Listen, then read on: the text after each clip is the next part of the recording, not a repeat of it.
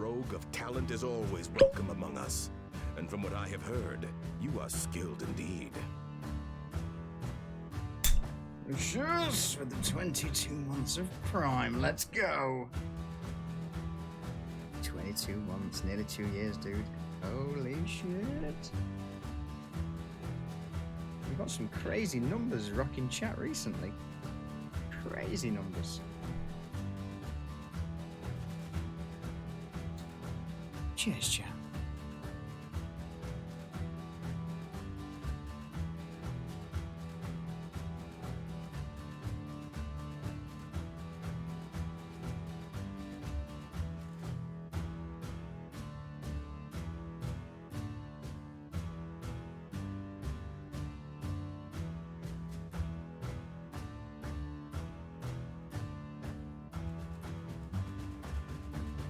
Also, hello, Sneeze.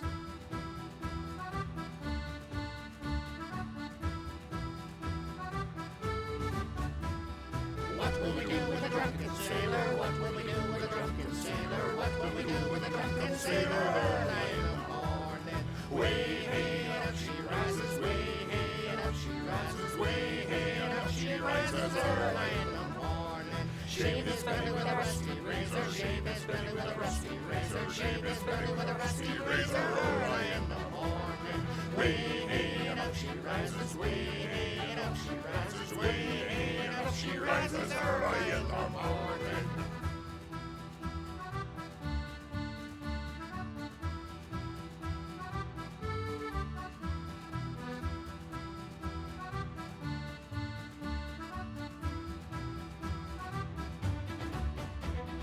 Put him in a longboat till he's sober. Put him in a longboat till he's sober. Put him in a longboat till he's sober. Early in the morning, way hey and up she rises. Way hey and up she rises. Way hey and up she rises. Early in the morning, stick him in the scupper with a hose pipe on him. Stick him in the scupper with a hose pipe on him. Stick him in the scupper with a hose pipe on him. Early in the morning, way hey and up she rises. Way hey and up she rises. Way hey and up she rises. Early in the morning.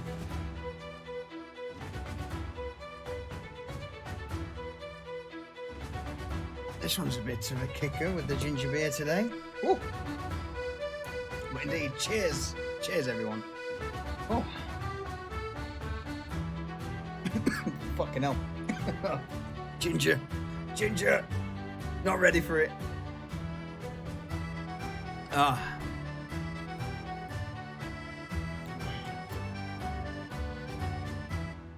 Put him in the bed with the captain's daughter. Put him in the bed with the captain's daughter. Put him in the bed with the captain's daughter. Early in the morning, way hey and up she rises. Way hey and up she rises. Way hey and up she rises. Early in the morning. That's what we do with a drunken sailor. That's what we do with a drunken sailor. That's what we do with a drunken sailor. Early in the morning, way hey and up she rises. You know, look at all the inspiration straight off the bat for Frankenbeach. God damn yenders. God be damned. Ah. Dear me. Early in the morning. Well, holy shit. We are back after 3 weeks. 3 weeks. It's been a while. So basically everyone's empowered bar from Hazel, which is probably for the best.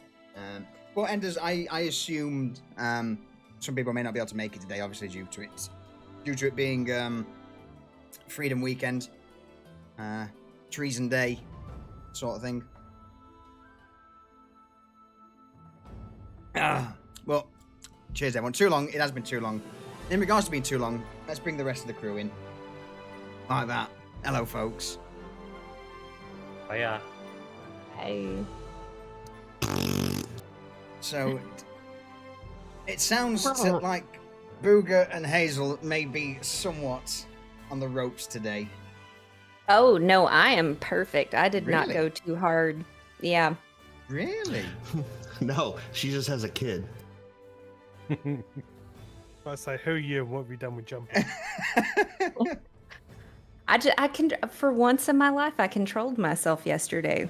Well, her babysitter was there, to be fair. Credit where credit's due. I need one. Jump. Well done. Well done for being an adult. Thank you. Yeah. Thanks. Shit. It's I still- about time. Hang on. I still Credit need where to credit's learn. due. Well done, Blackburn. Yeah. Blackburn, this is for you. Oh Jesus, that's that's a kicker today. Oh, it's nice though. Diesel is not the babysitter, Enders. Diesel needs babysitting most of the time. He's a bad influence, actually. That's very true. That's because he's got those double shot glasses. Yeah. Yes. Yep. Let's tweak this just a touch so I'm not completely in the way of the game board. There we go. He is Sneeze. He is a terrible influence. He tried to. So last night. Oh, sorry, Solution. No, I go just for it, had go to for put it. this out there. Please do. I had vodka in the car, and he tried to get me to go out there and get that from the car and start taking shots, but I didn't do it. Shot. You made this decision on your own? I did. Well, and they were already like too far gone. I was like, yeah, there's no way to catch up, so I'll just take it easy. No, I am both impressed and surprised. I'm supremely disappointed. But it means that Jump's here today, feeling prim, proper, and spangly, whereas D's. How are you feeling on this? Now listen. Now listen. Hold on. I'm holding. So, Jump doesn't come out for my birthday. And yesterday, when she has a designated driver, she doesn't drink with me. I don't think she likes me anymore. I can't. I just can't drink you under the table like I do everyone else in D&D. No. It's not about drinking me under the table. It's about drinking with me. You don't have to match me shot for shot. That's never gonna happen. We'll set a day. And Jump will drink you under the table. These I can see it now. I will. Yeah, I will. $20 is on it again. All right. Who's gonna pay for the hospital ride? Congratulations, you've just been promoted. Who's going to pay for the plumber to unblock the bathtub? Yup. Ew. I mean, the last time you tried to hang with me, you clogged up 2 sinks. I'm just saying. That was so gross having to clean That those. was fucking brilliant from our point of view, though. We thoroughly enjoyed it. Thoroughly. Oh no, the lime! The lime is invisible on cap. Never mind. That's sorry. It's just carry on. I mean, we can kind of see it. Who'd have thought a green fruit would be I know. on a green screen? I know, mate. It's That's madness. Ale, like a fake beard. So at the moment, I am already fucking roasting. Right. Or you can fucking man up and grow a beard. Yeah. I could, but the man up part is difficult because a Mrs. wife. Solution, And she holds the testicles. she does indeed. You could does. let her dye your face. I've tried that. I've tried to say, I'll let you dye it, and no, it didn't work. Oh, that rum's cheeky. That is cheeky. All right, so I'm gonna try one day. I'm gonna try sneeze. Mitch.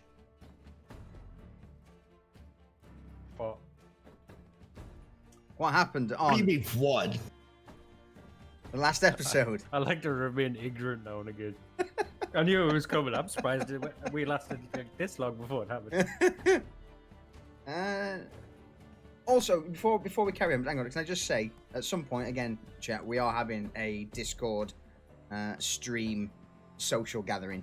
Because the one that we did last Saturday was fucking brilliant. You all agree? Agreed. Yeah, we go.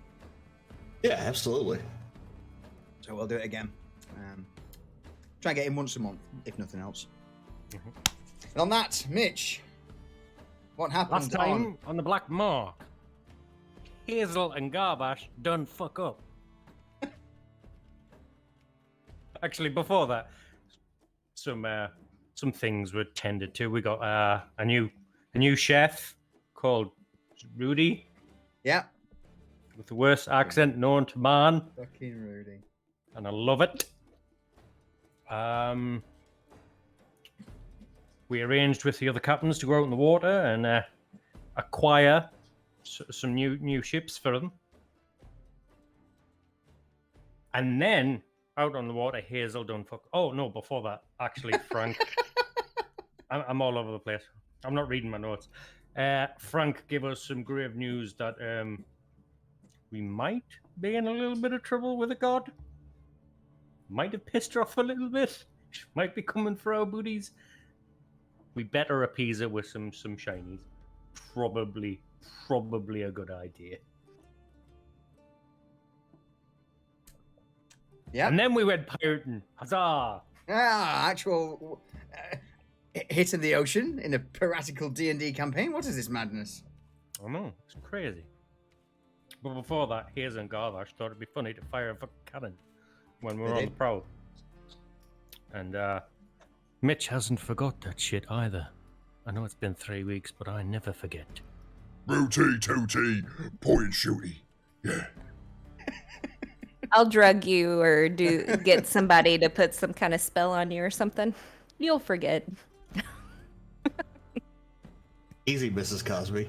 Or- Wow! Whoa, Or- too soon. Wow. Fucking hell.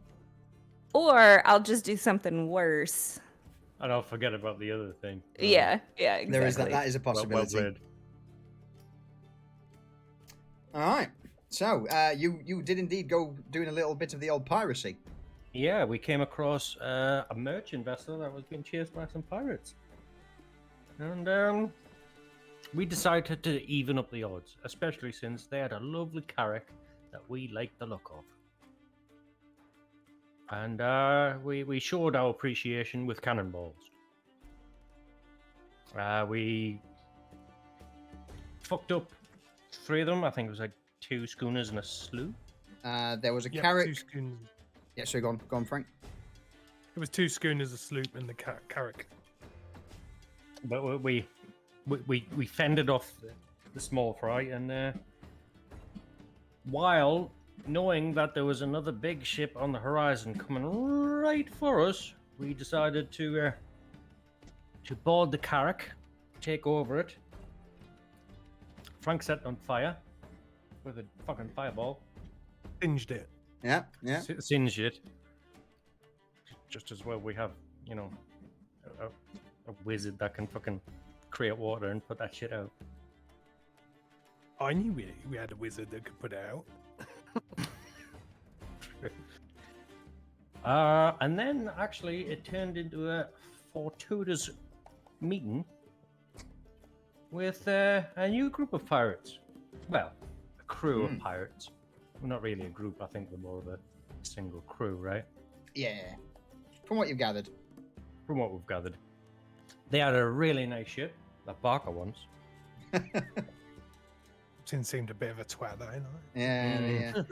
I remember rightly, Captain Corvus Phoenix of the Dishonored. At your service. Yes, and they were actually quite cordial with us, because I'm guessing the merchant ship belonged to them. Yes, yeah. They did state that that ship was one of their transport ships. Mm-hmm. And we told them where we were located, so they had a safe harbor if they ever wanted to, offload some goods and shit. Oh yeah, Ali. And I think we parted ways and ended there.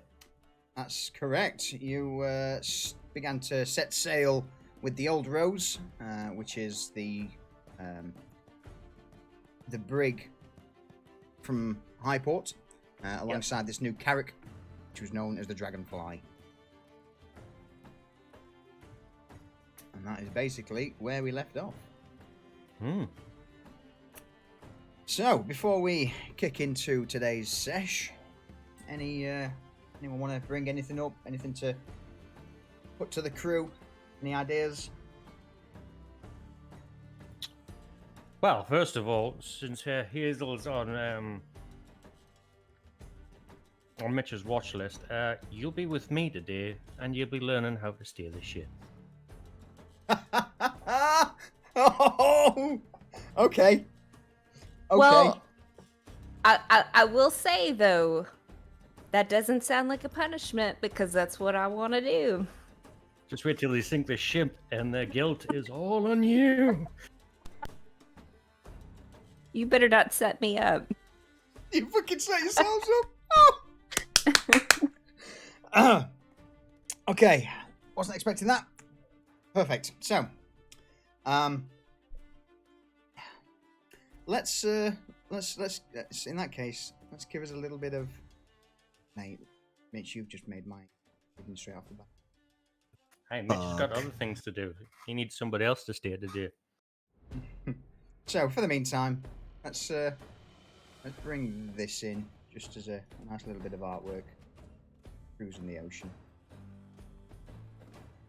And I just very quickly need to change a few things on the stream.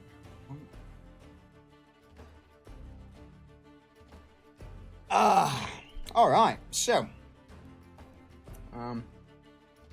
it's roughly been now several hours since your brush with the Vendetta and the crew of the Dishonored, as well as capturing this new carrack. The old Rose is somewhat damaged. It took a few glancing shots on the water in the battle earlier, and the carrack itself is currently undergoing repairs as it sails with what small materials are on board from Edmund's crew, who's taken over it. The Hydrophus, again, now has been patched up. You guys did receive a pretty hefty broadside from several ships since you were the lead, and they seem to focus fire on you. But nothing below the waterline, nothing too dangerous. There's none of the ships are taking water on now at this point. You begin to set sail, heading north, still patrolling the waters between, the trade routes between Waterdeep and Athkatla. Still heading more towards Waterdeep, yeah? Yeah, so, in fact, in that case, let me... So check, see. There we go. So yeah, obviously you've set sail from Highport. You've been cutting, between Mintarn and Orlenbor. We now begin to head a little bit north towards Waterdeep. Barker looks to Mitch from the aft castle. Oh, well, that was certainly a bit of a... That got the blood pumping a bit now, wouldn't you say? I mean, it could have went horribly wrong. I mean, that ship could have just blown us the fuck out of the water. Aye, that's what was it called? The Vendetta was certainly a large ship, 2-3 decks of guns. I mean, I'm not going to lie to you, Mitch. I certainly wouldn't mind a ship of that caliber myself at some point. Oh yeah. Okay. Aye. I mean, no offense to the Hydrophus, I mean, it's an upgrade from the Harlot's Virtue, but, well, if we get something that's had bigger with a few more guns, then bigger ships like that won't be that much of a problem in the future. Also, that bitch Arlay, she's going to be out there at some point, and I imagine that she's going to have something similar. Well, we've seen her vessel. Oh yeah, we've seen her ship. That is, it's got plenty of teeth.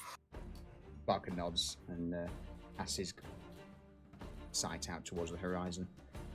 Well, I'm sure that we'll find, or in fact, hang on, you'll be a.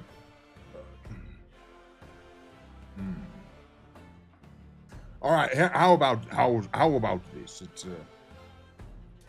at some point when you've got a few moments, if you start, doing a few doodles for me. Doodles? Aye, doodles, like, some sort of design or something.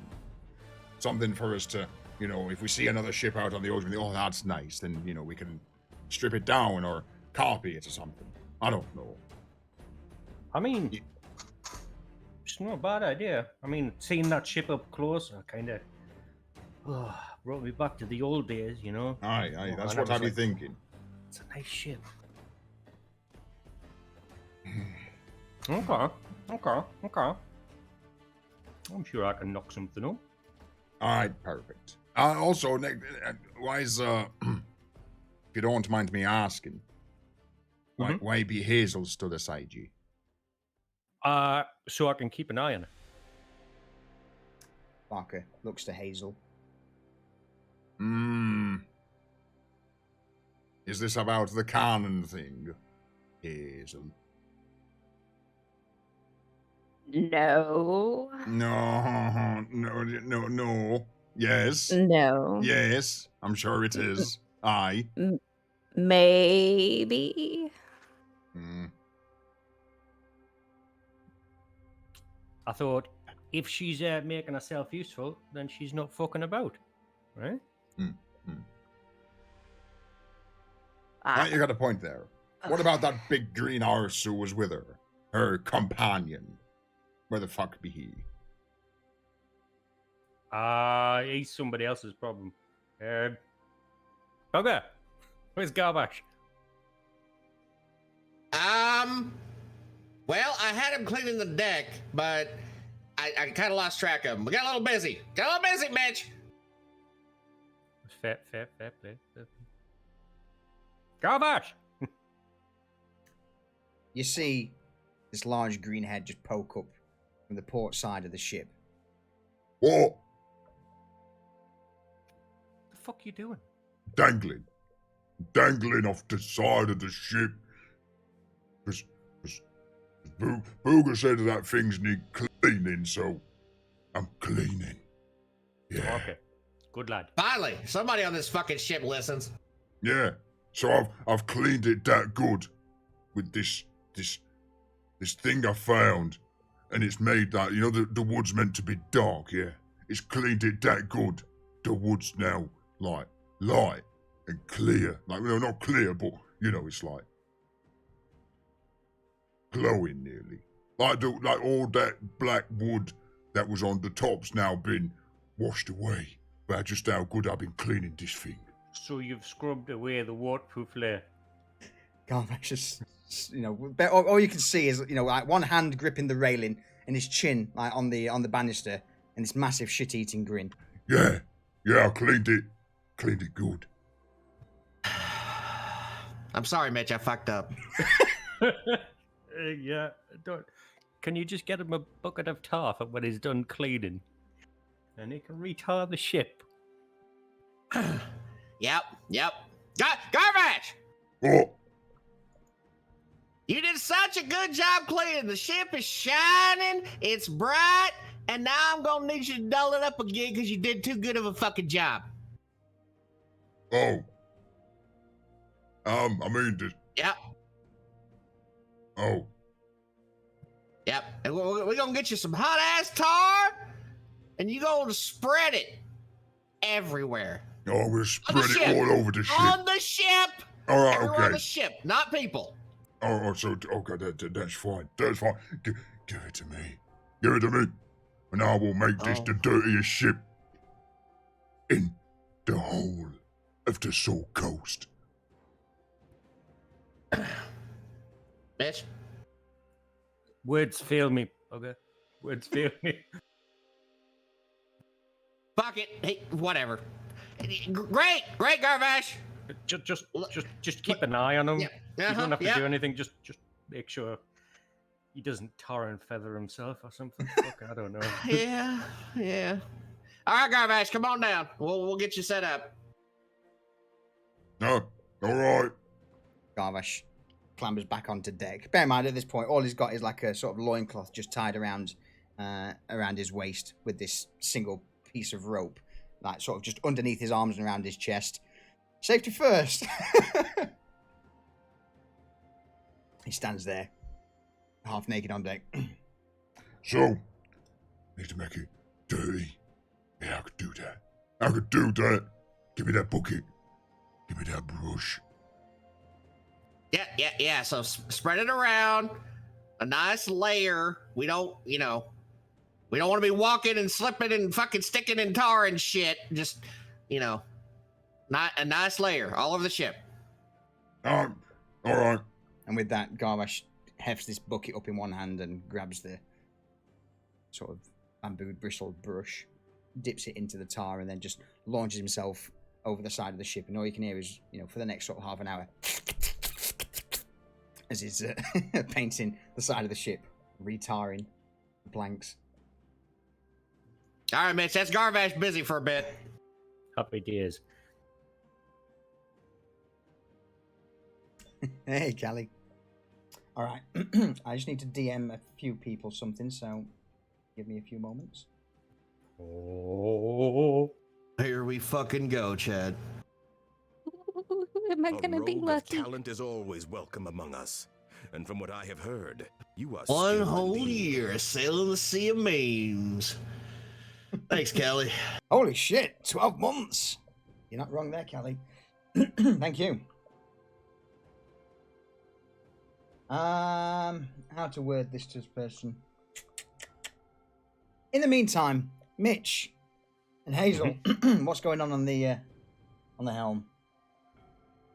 I'm showing her the compass and how to keep it bearing. So you see this a handle that's different coloured to everything else. That's your central position. When that's going straight up, that's when you know you're going in a straight line, right? You're not turning left or right anymore. What if it's not there? Then we're probably turning.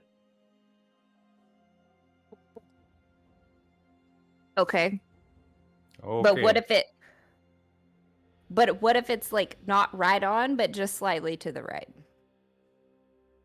It shouldn't drift too much. You'd have to just keep an eye on your compass, and if you see the compass drifting, you just knock the wheel back a little bit, and we'll drift a little bit the other way. And when you're back on course, center it, and then you can use the wheel lock and just lock the wheel off, and then it doesn't have to turn.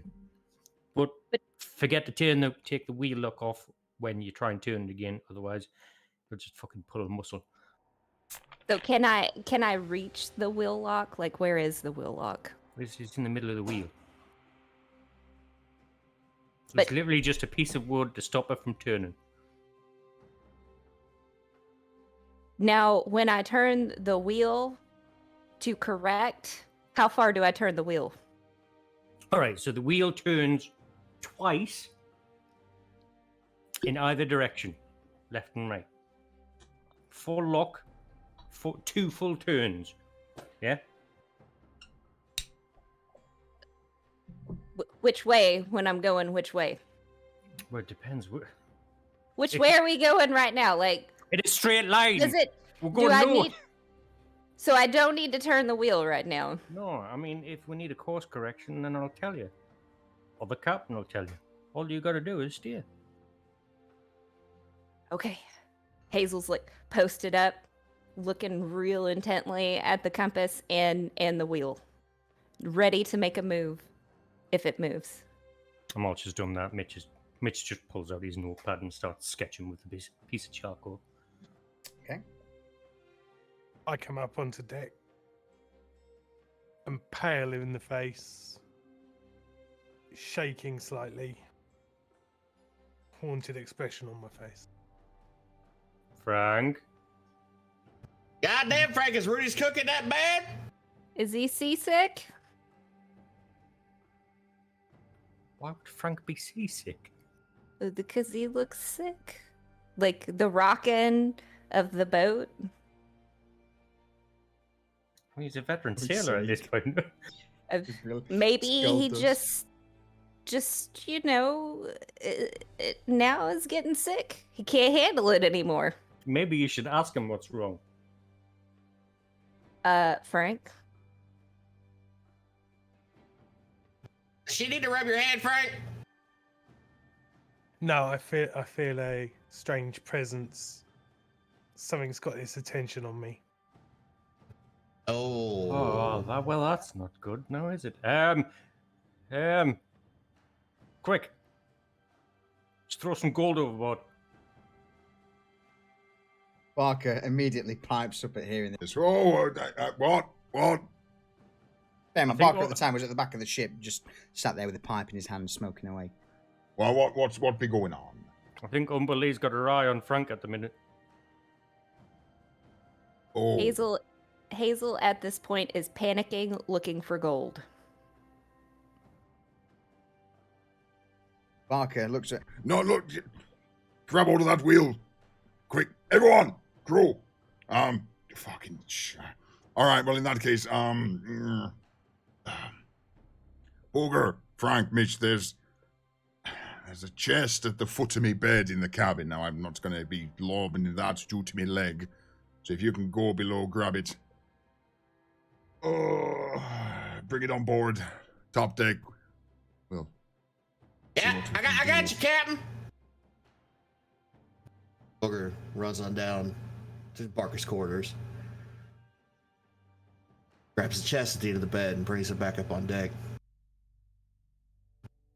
and proceeds to lift it above his head and get ready to throw it overboard. No, Are no, you sure, Captain? no, the whole thing, please. No. There's a lot of gold in that chest. Not all of it. When you see so, God, he could have thrown it overboard. Oh, Yeah, Captain. What the fuck?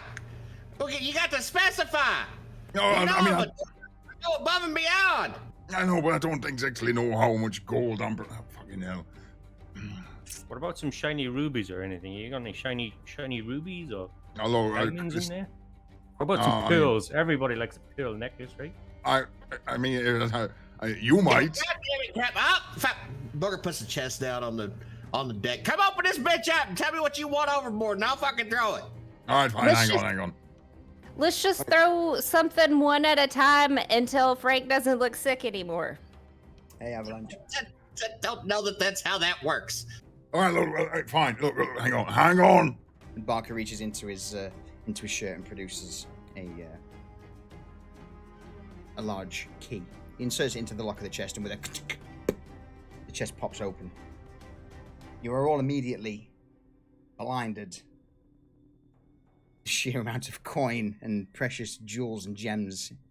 And this is basically your entire haul that you guys have been collecting over the last God knows how long.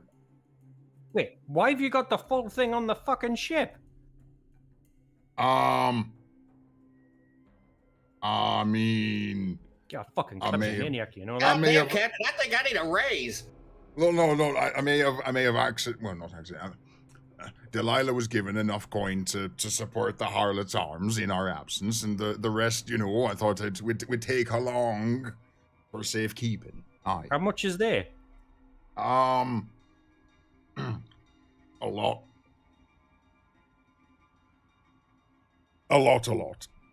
Okay. Barker looked rather sheepish at this. It seems. What's the current gold count for the party? For us, Yeah, about 6.5 grand. yeah. So yeah, bear in mind with Barker's cut, there's roughly, so minus Delilah's, there's probably about 5,000 gold, give or take, or 5,000 gold worth of coins and precious gems and jewelry. Barbel. Barbels, amulets, so on and so forth. There certainly be a bit there. Aye. Okay, so what do you want to sacrifice? None of it. Fuck this! Booger reaches down to the chest and just starts throwing shit over his shoulder into the No. ocean. Barker just begins to scrabble forward, trying to catch as many of these coins as they are all launched over. No, Don't. Oh, no. Oh, me gold. Me baubles. Me jewels. Booger's Well, like putting one leg out at the captain while he's reaching down and yeeting shit over his back shoulder. No. What about your gold? She's after you as well. Listen, Captain, I'll throw this whole motherfucker overboard. Don't test me. All right, fine. Just a few more handfuls. Hopefully that'll appease her. Is Frank looking any better while this is going on? Frank, roll me Yeah. an insight check. Oh hell. Oh. Uh-oh.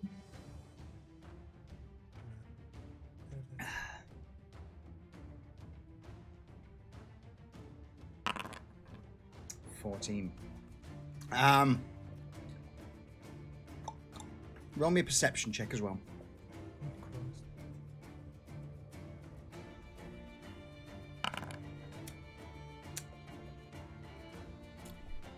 Talk amongst yourselves, I will DM you. Don't knock it. I don't know if he's getting any better. I think we need to get the hell out of here. Hazel rushes towards the wheel to try to turn the ship. Add on. Match?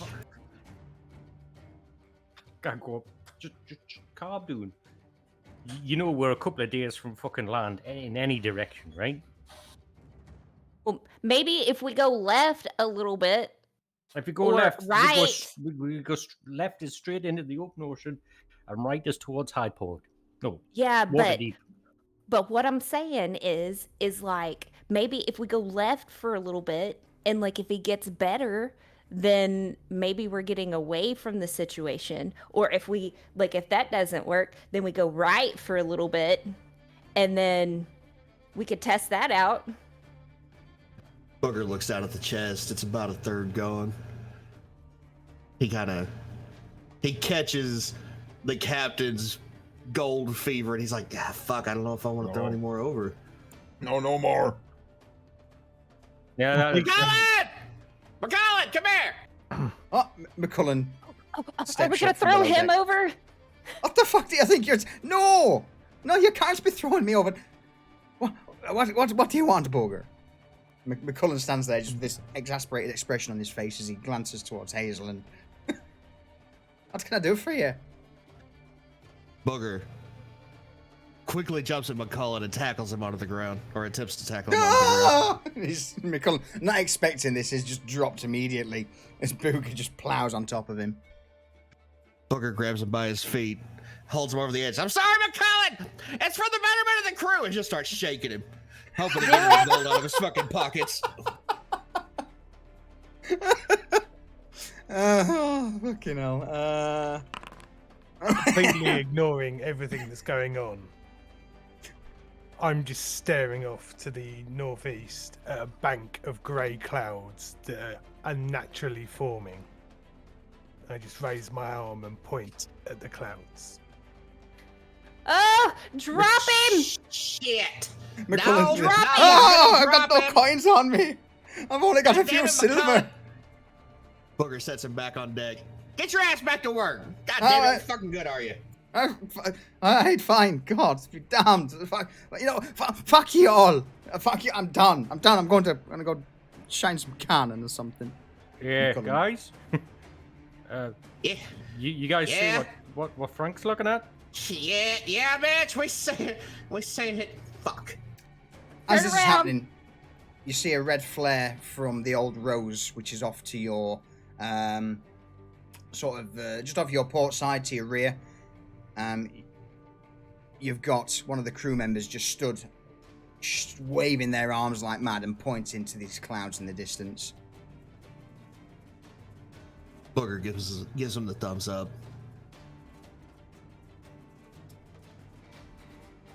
The grey clouds begin to, again, as Frank mentioned, seem to be forming in an unnatural manner, coalescing into this horrific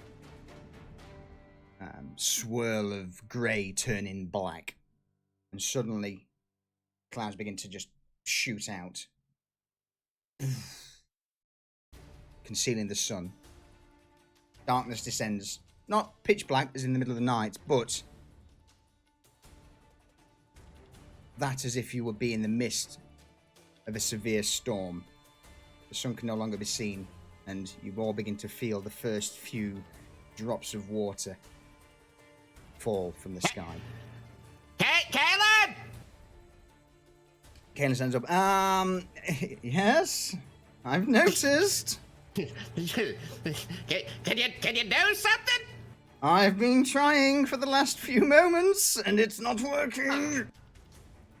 You see Kaelin stood at the front of the ship, muttering, and sort of a blue glow is emitted from his hands. And this is a spell that you're all familiar with. This is Control Weather. And there seems to be a somewhat sheen at the front of the ship, almost like a shimmering shield. And the water and the rain that's beginning to start getting heavier and heavier just passes through this bubble of his. Regardless of what I'm doing, doesn't seem to work. That's something. Have you pissed off a fucking god by any chance? Well, you know, we might have. Crew, batten everything down. Get prepared for the storm. At this point, Hazel is freaked out beyond belief and is gonna run to the side of the ship where Garvash is at. Garvash is so he's still swinging at the side of the ship, you know, just paint the ship green. Oh, hello, Hazel. Garvash! What? It's getting crazy. Get up here. I think we need to sacrifice somebody to make this stop. No, Oh. no. Get up here. No. The noise and stay down. All right, now carry on painting then. No, Paint the ship. Garbage. Get on What? the deck. But we're not killing anybody yet. No. All right then. Garvash begins to pull himself up to the side of the ship and drops the bucket of tar on the ground, throws his brush in. Looks a bit wet. Is it a storm? Yep. Yeah. Oh yeah. Yeah. Mm-hmm. Yep. You might say that. You might want to put some clothes on. Oh, I don't think that loincloth is going to cut it. I mean, Hazel. Sorry, go. Oh, sorry, On go Hazel. ahead. I was gonna No, say go for it. Hazel still like freaked out, but she has the ability with her sword to kind of speak coded, and she's going to slowly tell Garvash, don't don't ignore the whole sacrificing thing. We may have to Okay. do this. Yeah. All right. I mean, who we thinking? I got it. If things get bad, I'll offer him up. Garvash offers Hazel a big wink in reply. Booger quickly runs down to the kitchen. Rudy! What's the matter? Rudy, we're about to get into some real shit weather. I'm gonna need you to damp all the fires and fucking secure everything down here. Oh, well, I mean, it'd be about an hour before it's dinner time, so I've literally just started peeling the carrots. I got a few limes. See, I was thinking of doing like some sort of, like a lime sauce with a few roasted carrots and maybe like some fish. I mean, Rudy, that does sound pretty good. However, I'm pretty sure this ship's about to start rocking and shit, so you better secure all those goddamn knives if you want your fingers. All right, that's not a bad shout. All right, fine. I'll put dinner off for an hour or two until the All right. storm passes. Okay. Hey, I'll leave you to it. Booger runs back up on top deck. Bastard. To catch Frank. me out. Will you do me a favor and just stand by me at all times? So if shit goes south, I'm at hand. Will do. As this is going on, you hear Kalen shout from the front of the ship. Incoming wave! Everyone hold on! Race! And this first wave seems to, as it approaches the Hydrophus, it splits into two, missing the ship. And as you see these two waves begin to grow in size, you've got the Dragonfly off of starboard side and the Old Rose port side.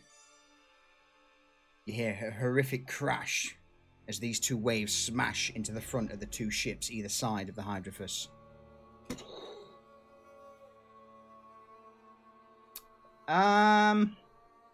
Those who've been out, in fact, no, this is something, I'm not even going to need you to roll.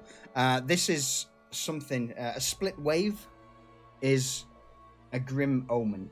It's usually associated with Umberlee. And split waves are, an unnatural occurrence. And definitely, by this point, everyone who's, been out on the waters for a few years would see this and begin to panic.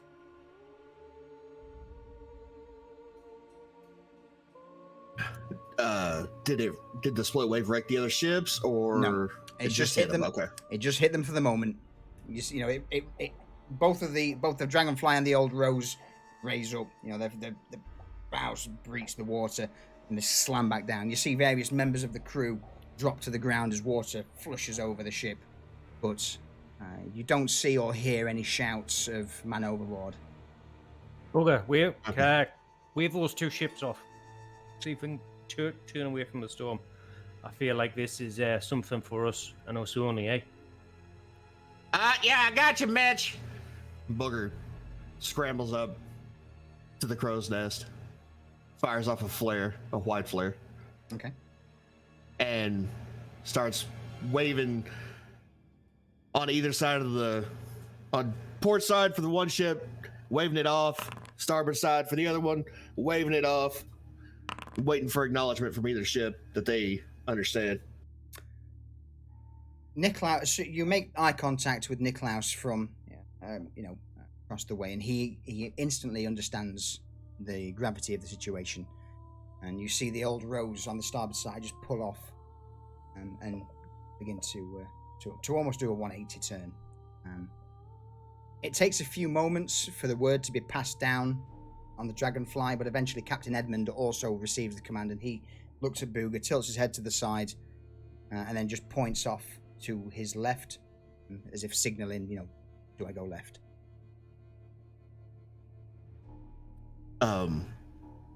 That's away from us, right? Yeah. They were on our so, port? So yeah. Dragonfly's on your port, yes. Okay, all right. I nod my head up and down, and I keep waving my arms in the port direction, indicating that they need to keep the fuck going. Okay. And with that, then, you begin to see Captain Edmund just begin to spin the wheel of the Dragonfly hard to port, and the ship also begins to peel off. I put my hand to my throat and draw out the symbol of the depths. As you grip it in hand, it Mhm. immediately begins to vibrate and resonate. And I say to it almost as in a prayer, I don't know which god this is dedicated to, but our plans align. Help us beat back Umberlee.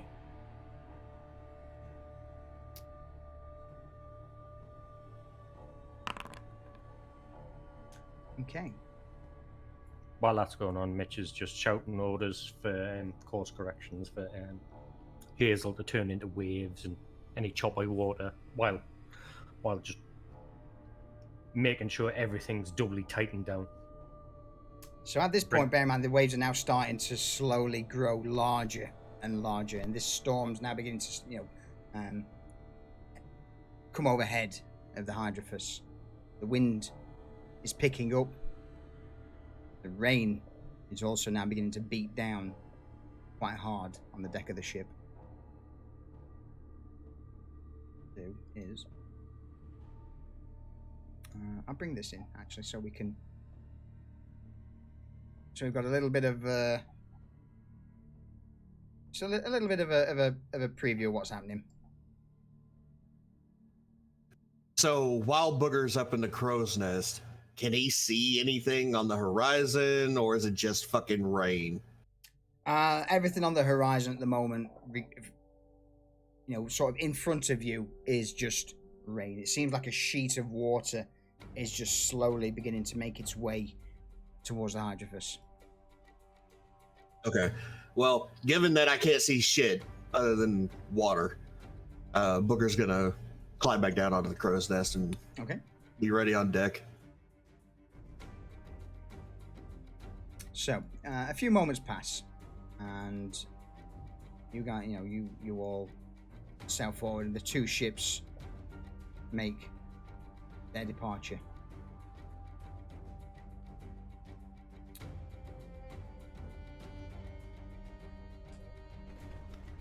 Kalen from the front chimes in.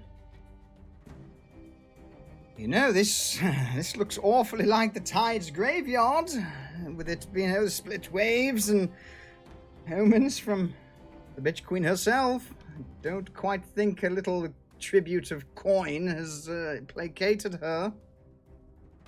No, it doesn't look that way. You don't say. Also, I thought it might be, beneficial to let you all know, but Kalen points a finger towards the front of the ship. There is an incredibly large wave heading our way. Mitch's head snaps up and looks in the direction of the wave. Immediately, upon Kalen saying that, the front of the Hydrophus is hit by a large wave. I need everyone on deck to make a strength saving throw, please. Hey, Wolf, how you doing, buddy? We would, but we don't have tokens here. Do you not have tokens? Have I fucked up? I have fucked up. You done fucked up! Done fucked up. Bear with me. Party. Booger, Jackson, Frank, Hazel. There you go. Strength saving, yeah. Okay.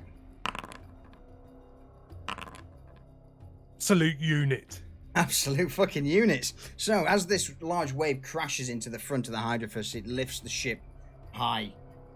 And various members of the crew, McCullen and Garvash, are lifted from their feet and drop into the deck and end up rolling. Mitch, while you are just in the process of correcting the ship's course as this wave hits, and you are thrown back 5 feet away from the wheel. Everyone else, though, Frank, Hazel, and Booger, you manage to hold on to something and keep your footing. I shoot out an arm and grab the wheel and hold it steady. Okay. I'm not hurt, am I? I'm able to. No, you're not hurt. It's just spring back, you're just back to my feet. Yeah. You asked me to stand next to you. Yeah. I spring back to my feet, get back on the wheel. Cheers, Frank. Fucking hell. Everybody batten down. Attach yourself to something now.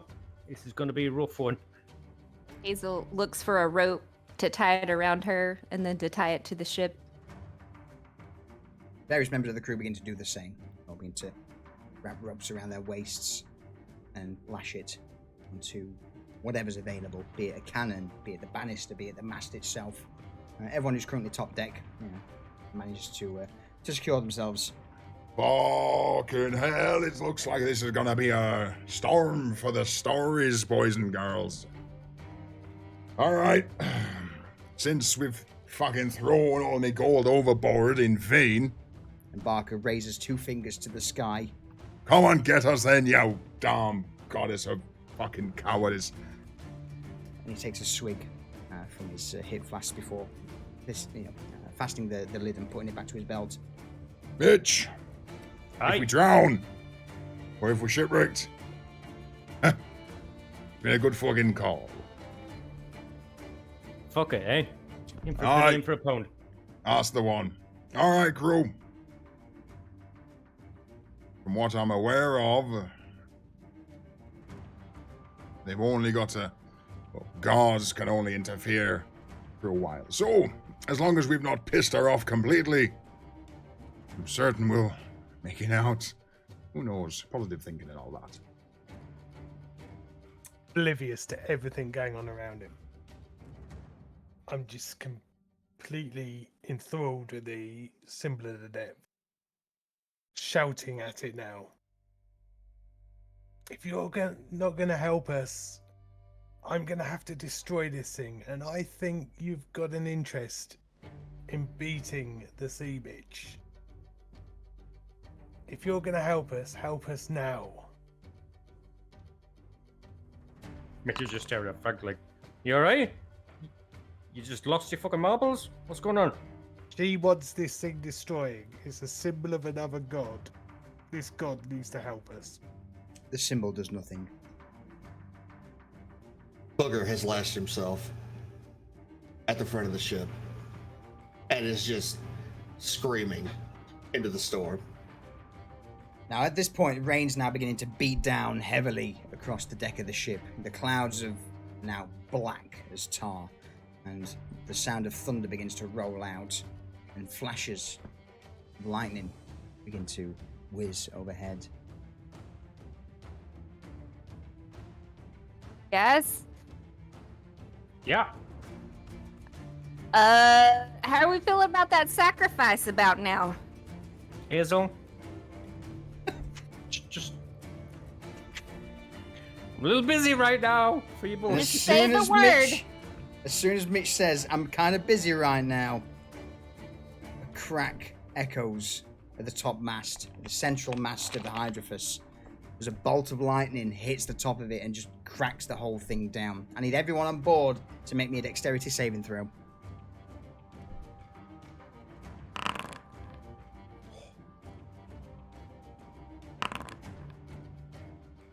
Oh shit, I have the Hydrophus targeted. No worries, mate. Reroll it. Oh. So as the mast, the central mast of the Hydrophus shatters, wood splinters and bits of, large beams just break out across. Frank, you are hit with a large piece of the mast, and you take 11 points of piercing damage. God damn! Oh no, my temporary hit point. So as this wood just hits Frank, there seems to be like a somewhat of a shimmer, and whatever force protects Frank immediately breaks, and a few of the splinters cause him to cause a few cuts, but not as serious as it could have been. The sort of the wooden beam just hits Frank and then just skits off at an angle from this shield around him. So the mast, when it came down, is it all on deck, or? It's in the process of just in parts. So like the crow's nest was completely obliterated, sent bits of wood splayed across the entire deck, and then as the lightning began to make its way down the mast itself, the mast cracked in two, and the top part of the mast just begins to fall before crashing into the deck. So it's snapped in half at the moment. I just wanted to make sure none of it landed in the water and is dragging us down. No. At this Okay. moment in time, as the lightning struck it, the mast has basically fell backwards, and it's sort of hanging off slightly the port side of the ship. In fact, what I might be able to do actually instead, which would be better, let's bring this in, so we've got a bit of a better view of what's happening. And I will make a few quick alterations to the map. So, if you can give me a couple of moments, talk amongst yourselves. Well, while you're doing that, I shout to everybody to secure the wrecking and crews down below. Make sure the water line doesn't raise. Get on those fucking pumps and get the buckets going. There's a lot of water coming on board. Also, put you in positions where you think you'd be as well.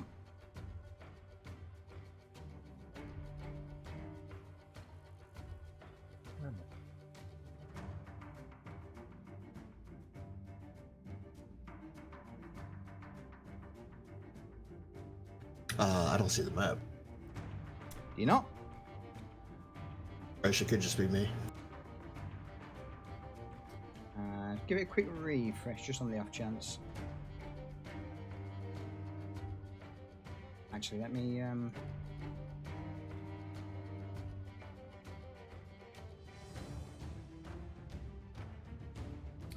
Come on, Foundry. Don't let me down now. And it's not the DM that's making you sweat. It's that big bushy beard. Big bushy bear. Great big bushy beard. All right.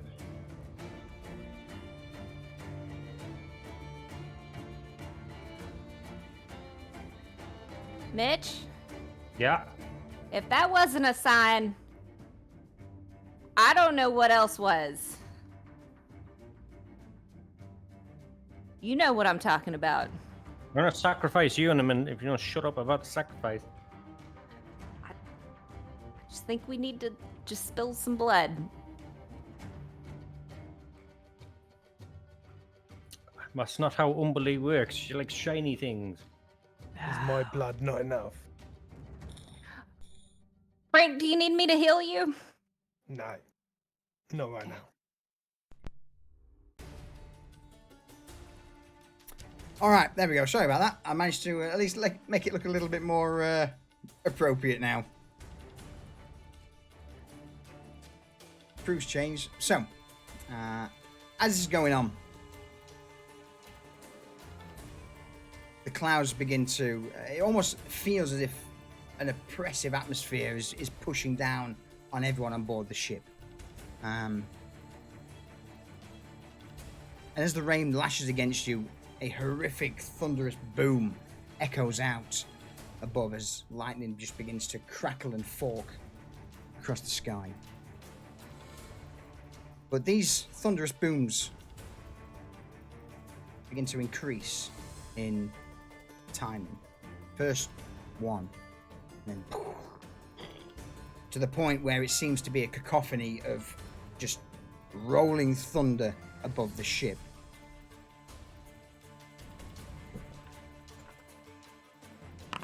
Everyone takes 3 points of damage unless... let's have a look. So this is basically the sheer sound of rolling thunder above the ship is just so painful. I need you all to... In fact, no, we'll make a Constitution saving throw. Make a Constitution before it happens.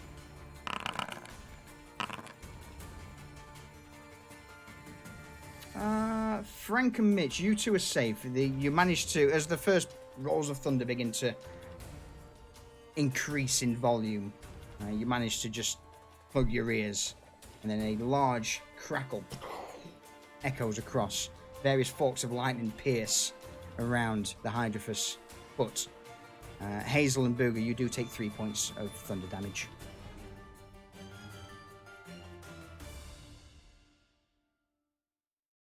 Okay. Got it.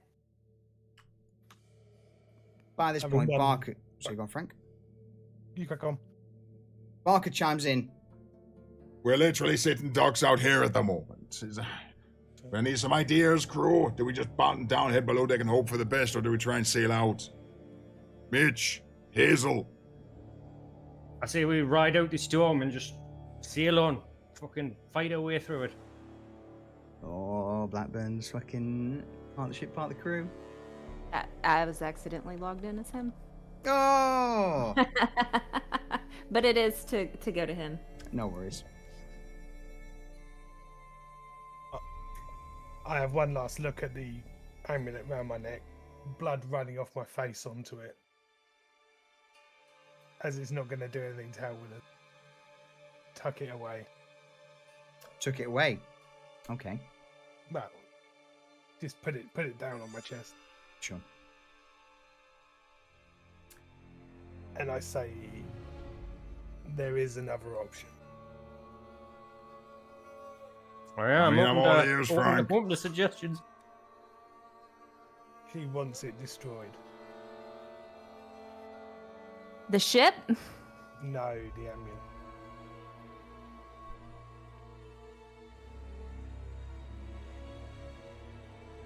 Barker, So what, you're thinking of destroying the amulet, are you? I feel it's a potent weapon against her. But is a weapon any good if we're dead?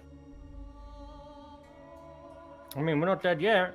I've she's... and Barker looks up to the sky. You've certainly got to do a lot more than that to sink the crew of the Black Marque, you bitch.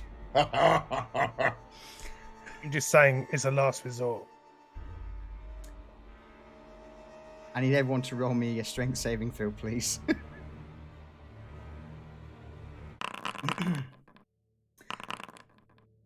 So as Frank and Barker finish their words, a super powerful gust of wind just rocks the front of the ship. The sails begin to flutter, and you also hear some of the ropes begin to snap. Bear with me. Barker and Frank are launched 10 feet backwards. Barker ends up hitting, in fact, both Barker and Frank end up hitting the edge of the ship. And due to the severe gust and the power behind it, that caused an additional 2 points of damage. Ooh.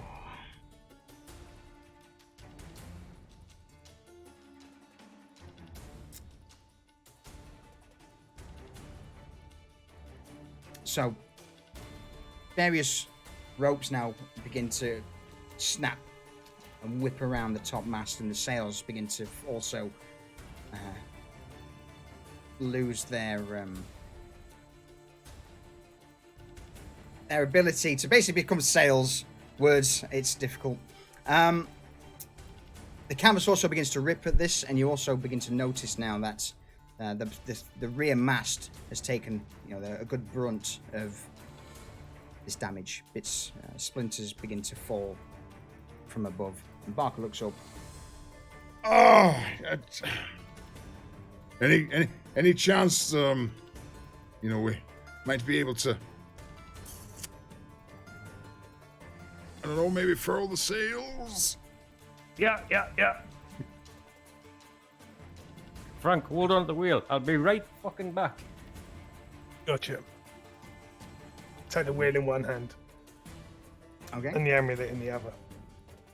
Okay. And Mitch runs down on deck, shouts to Glade and Garvash. Let's get these fucking sails up. We're gonna ride this shit out. Glade's already in the front crow's nest, and she looks down to Mitch and nods. She jumps from the crow's nest and slides down the mast before hitting the deck, grabbing 2 ropes in her hand. She begins to quickly furl the front sail. The central sail. What's it on? I'm on one side doing it as she's on the other side doing the same thing. Just That's fucking wheeling in the sails. Garvash looks to Booker Mitch. unties himself from the front and runs over to see if they need any help.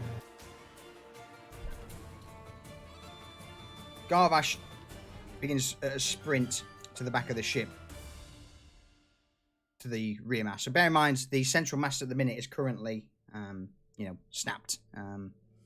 If I'd have thought about this, because again, I didn't anticipate this happening, I would have had the sort of broken mast asset on for you, just to show you. But so yeah, basically at this moment in time, the central mast is currently snapped and is resting over, over the port side of the ship, towards the stairwell, near the helm. Everyone make me a... it would be, I would say, either a sleight of hand or an athletics check in regards to furling the sails. 19. 13, okay. That's everyone that's furling the sails, right? That's everyone that's furling the sails, correct. Yeah. And go And for you that. said, or a sleight of hand. Okay. I know which one I'm choosing. Holy shit. Garvash, also athletics. With Mitch and Booger and Garvash and Hazel furling the front and rear sails, they are in quick order brought to a close. Granted, this causes the Hydrophus to be at the mercy of the waves. But the symbol in Frank's hand begins to slowly shudder and shake as he's holding it to the helm of the ship. I'm gonna try something. Okay. I take the symbol, hold it in my hand, and hold it onto the ship's wheel.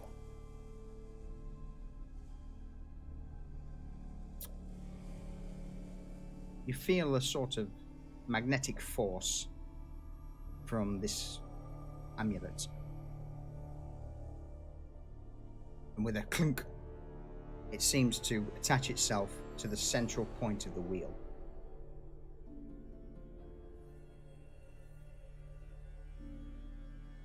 Something's happened. Oh,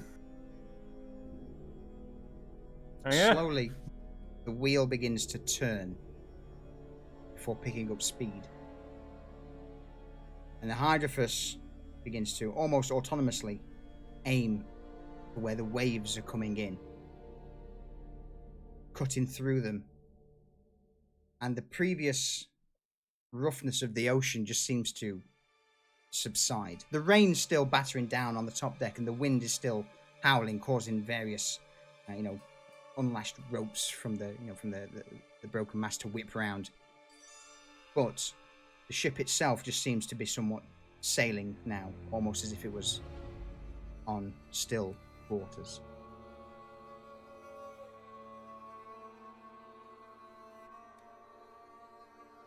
Mitch, dumbfounded by what's happened, just kind of looks around to Frank. The fuck do you do? It's the amulet. It's driving the ship? It's steering the ship. There is still no movement in the ship itself due to the fact that the sails are furled. But whenever a large wave seems to ride to the front, or as if it's coming to the port or starboard of the ship seems to slowly but still in time manage to hit the wave head on, just causing a slight rise. And you notice these large waves just rise at the side of the ship, but no water crashes onto the deck.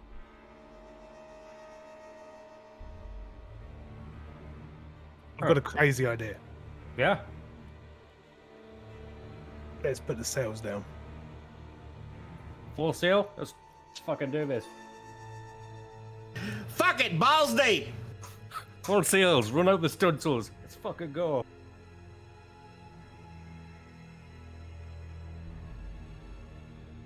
Okay, you're dropping sails, yeah? Yeah, and Yeah, fuck it. We drop full sails, run out the stunsails, and just fucking use the front and rear sails to go fucking ham.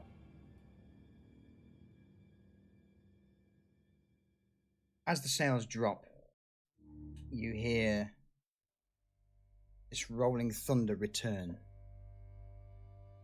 But this time doesn't seem to be as loud as before. But the thunder begins to continue to roll until it starts to turn into words. It turns from a rumble into that more of a sort of high-pitched wail. And eventually, everyone on deck hears the words. Pride goeth before the fall, mortals. I shall not suffer your insolence any more. You, Barker, Frank. You think that little amulet will save you? No, to the depths with you. Everyone roll me a Constitution saving throw. I'm going to use my advantage. Fair enough. I don't need to use my advantage. Blackburn has let me down. This voice is now something that only Frank would immediately recognize to be that of Umber Lee. But Frank and Hazel, you both take 10 points of psychic damage hearing the voice of the sea bitch herself. Worse.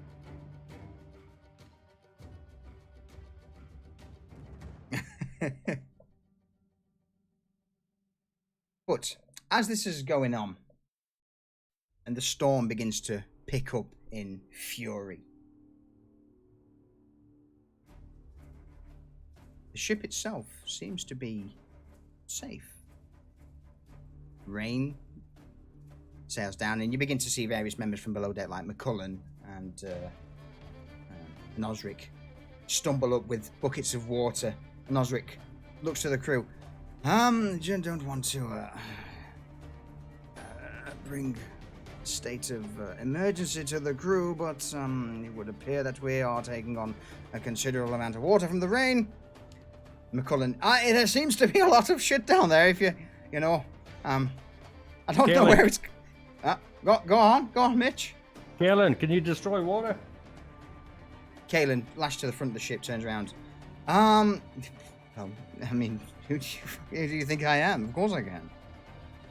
Let's start destroying some fucking water then. That's not a bad idea, actually. All right, McCullen, Osric, I am in your care. Let's go empty the bottom of the ship. And with that, Kalen, just very quickly, Mitch. Well played, buddy. Well played. Oh, thank you. Osric, McCullen, and Kalen now make their way to below deck. But apart from that, the waves that begin to rise up in front of the Hydrophus almost seem to part before hitting the front of the ship, as if a knife just cut through the water and the waves just move around the vessel.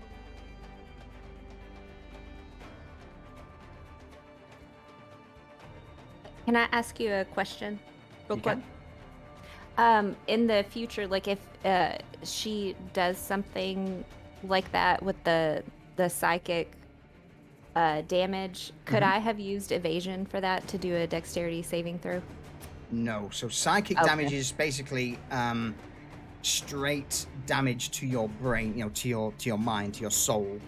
Okay. Other things like actual physical damage, like fire damage, bludgeoning, things like that. Yes, you can half it. But psychic damage is It's one of those annoying damages that always fucking hits. yes. Okay. There is unless you are a god, it's very difficult to sort of nullify psychic damage because it's you're in the presence of a goddess. Excuse me, Booger identifies as a sex god. Yeah. Speechless. Speechless. Are you Mitch? Are you on the helm at the moment? No, I am. Frank is. Mitch, Frank is okay. Oh yeah, you are. But so, in fact, to be honest with you, you've Deus Ex Machina'd my main thing. Quite literally. Quite literally. Frank once again comes to the rescue. So, as this amulet is currently cemented to the helm of the Hydrophus,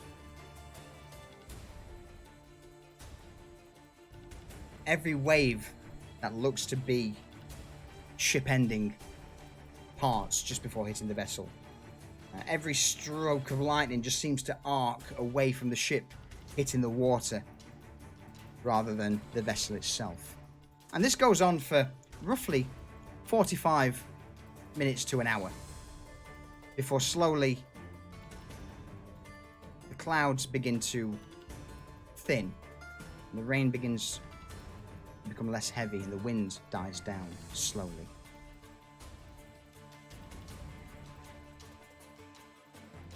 And as the ship makes it out, with Frank on the helm, the amulet just drops to the floor.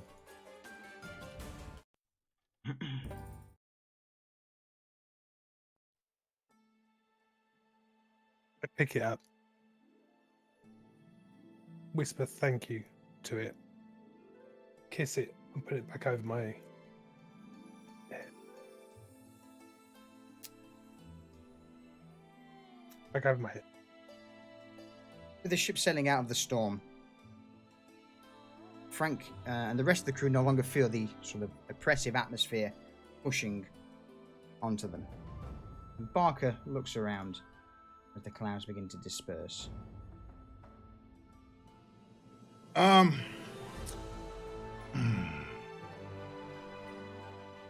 I certainly hope that's be the first and last time that happens. I don't want to... I mean, positive note, at least we don't have to, throw any more gold overboard in future, since you've got that little amulet thing. I guess it worked, eh? Just need a little bit of time to warm up, We need to find out more about this thing. Yes, I agree.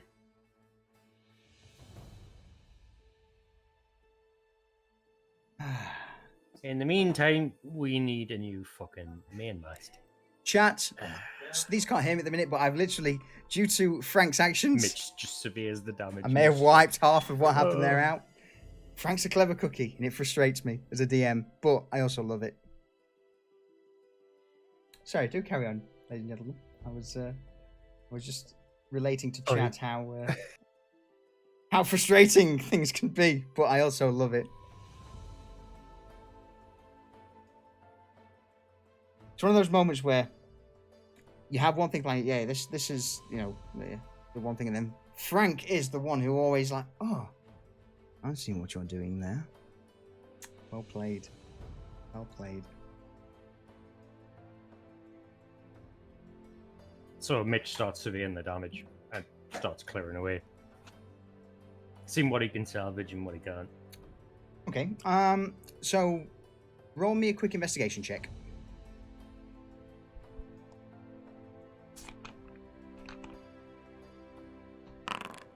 Seven. So the vast majority of the damage to the ship just seems to be a few superficial planks above deck, sort of like on the front of the ship that took the first few waves that have cracked. Nothing too crazy.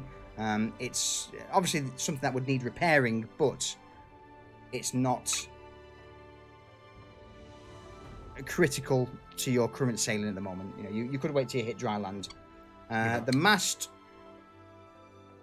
with a bit of time and all of the crew, would definitely be able to, to hoist it back up, and bolt it down. But again, it would certainly need a sort of full docking. Another storm could potentially, you believe another storm could potentially shatter the whole thing again completely with ease. Okay.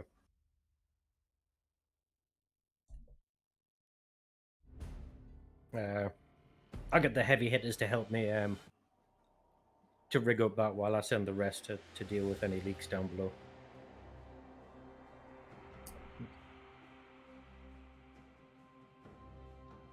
So what we'll do for now is bring in this. No, we'll I was enjoying that. Where's it go? Which one is shit? Yeah, let's have this one. This is a little bit different as you come out of the wreckage. And what we'll also do is we'll call a quick 5-minute break there to nip to the loo. I think that's an hour and a half. Pretty good time to call it temporarily. Best idea ever. Yes, brilliant. All right. So, ladies and gentlemen, we will be right back. And yeah, it's Frank. Damn it. Smart cookie, sir. Smart cookie. I'll be right back.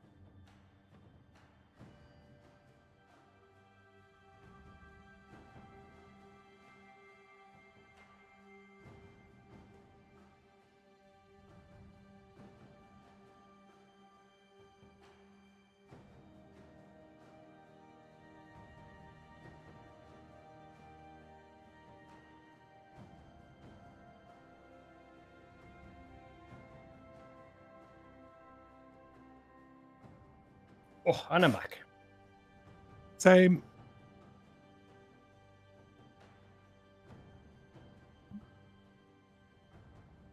You're gonna get banned from D&D soon. It's going to happen. I can feel it. You're banned from making decisions and doing things.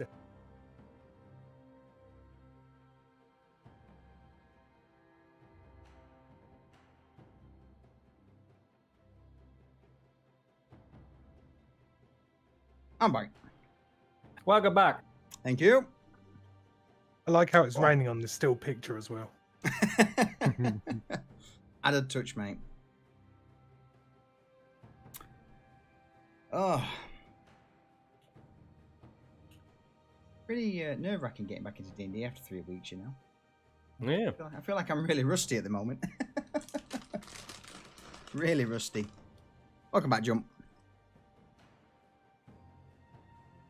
Thank you. No, it's just you forgot what it's like to have Lee fuck with you all of your plans. There is that as well. It was one of those ideas where I put in like a little bullet point. I'm like, oh, if this happens, you know, this could happen. But Frank's got a knack of basically every little, you know, the one bullet point I very rarely expand. He always hits it. And I love you for it, man. It's definitely Never dull with me around. absolutely. You certainly make me think on my feet a bit more.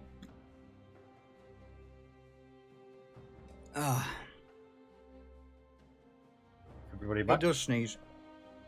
I think we're just waiting for these now. No, I'm back. Oh, welcome back, mate. Okay. So, as the Hydrophus departs from the storm, you spend the next, I would say 12 or so hours. In fact, no, let's say 18 hours making repairs to the ship. You know, it's something that would take overnight. Oh, yeah. And as dawn breaks, get rid of the.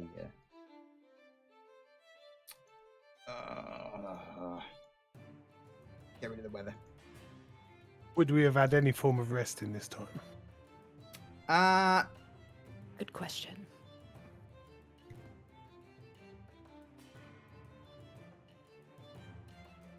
Depends. Would it have taken us all of that time to get this done? If not, Mitch wouldn't have slept until it was done.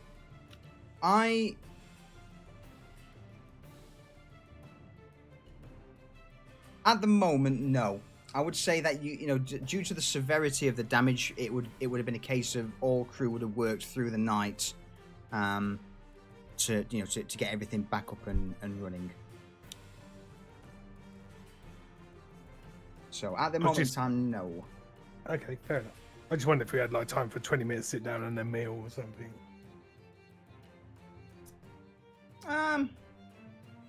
Or a short rest? Is it a short rest you want him? Yeah, I just want to use some hit dice because I took a bit of damage. Oh.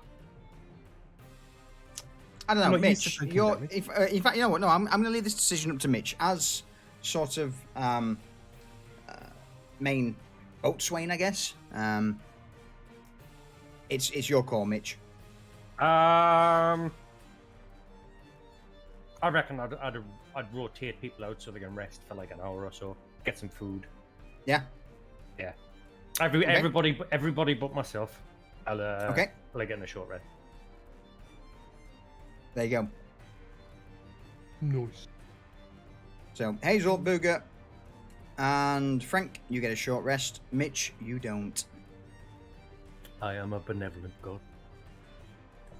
So now that you are here, perhaps you'd care to tell me who you are. Mingio, or Mingio Zero.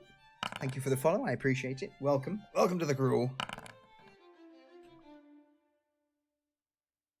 You have to apologise. I'm currently sat here drinking ginger beer, rum, and eating pretzel sticks while they sort their short rest out.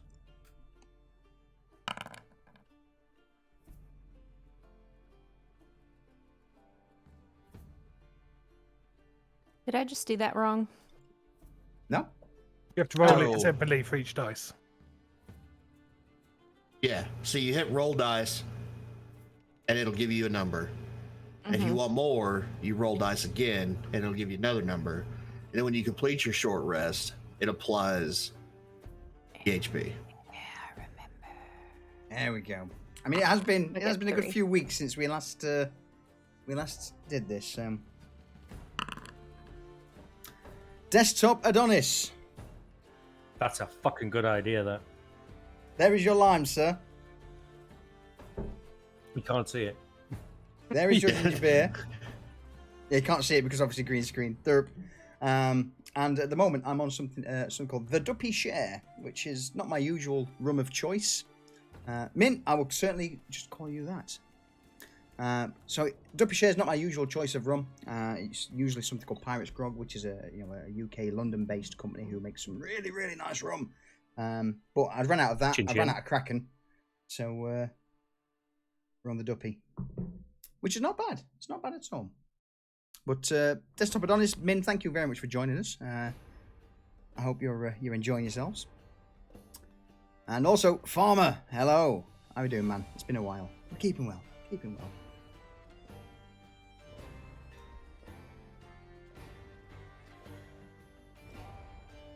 Certainly not. We're all pretty.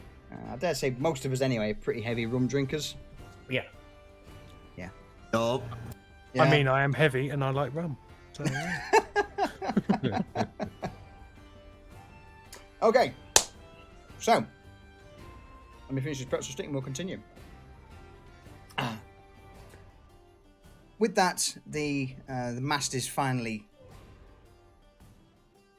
sort of hoisted into a position. Mitch, you managed to batten it down enough, make enough repairs and seal it to the point where it will get you home. But you're completely aware that should another storm hit you, there's a good chance the mast again will snap. Yeah. Garvash looks to the mast. I think you've done a good job of that there, Mitch. Bear in mind, Garvash was one of the main people who would hoist it up and hold it. It's large. I think that'll do. Yeah. I'll have to do for now. Last long enough to get us home, but that's about it.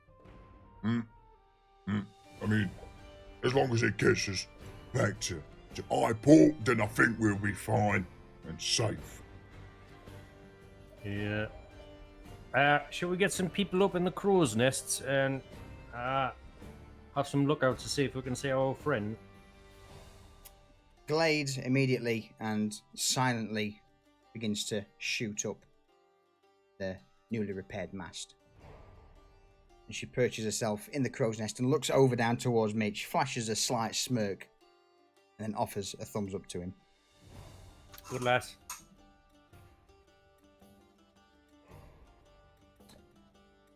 It takes about an hour, maybe two, before Glade shouts down, "Sails." How many?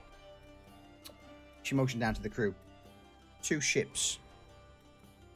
Port rear, port aft. Alright. Alright, Hazel, turn us hard to port. Let's go set an intercept course for those ships. Hazel starts turning the wheel to the left. And the Hydrophus responds in kind. Turns to the left, turns to port. Alright, now straighten it up as we start the course. There you go. Hazel's like treating it, like left, right, left, right, left, right, trying to get it just perfect. Put that in for now. After a while, the 2 ships in the horizon begin to come closer, and you recognize the sail configuration to be that of the Dragonfly and the Old Rose.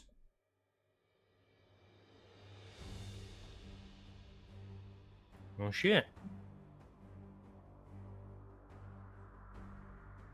Eventually, as the 3 ships meet, Captain Nicklaus pulls the Old Rose up alongside the Hydrophus and steps to the banister looking over. So, any of you want to, perhaps explain to me what the actual fuck was going off there with that damn storm? That seemed to come out of nowhere. Freak storm. Freak. Don't fucking freak storm me. We all know the rules of the fucking split tides. Have ye pissed off Amber Lee by any chance? Nah, we're just our favourite plaything at the minute. Oh, gods be damned. All right, well, look. If that's be the case, then, well. And Nicklaus points to the centre mast that's got various, beams nailed on. What's the plan, Owie? Is your ship good enough to continue onwards for a bit, or are we heading back? I mean,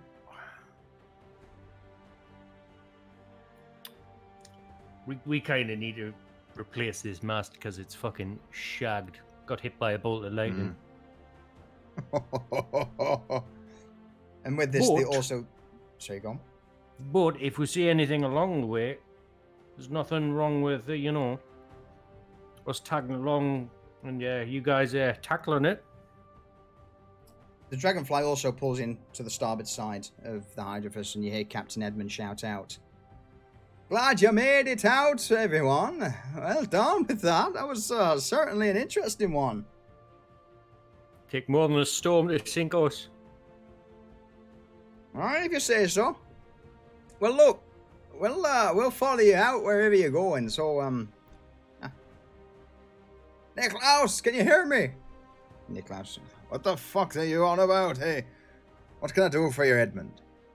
So, what's the plan? Well, we're just waiting. I think we'll be following these, the Hydrophus back to Highport. And obviously, if we see anything, well, we take what they've got, hey? Nicklaus turns his attention back to Mitch. Confirmation. That all right with you? Certainly fine by me. All right then. In that case, Hydrophus, that lead on. We'll follow you out. All right. What the fuck are you lot standing around slack-jawed for? Get to work.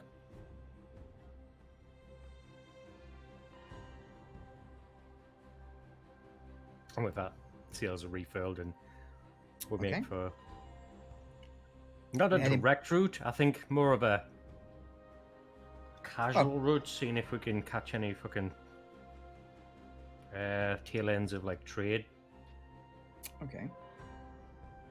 Also, solution. Check Discord real quick. Yes, it did. It did. But I it's been a while Okay. and I forgot, basically. Yeah. Yeah. Yes.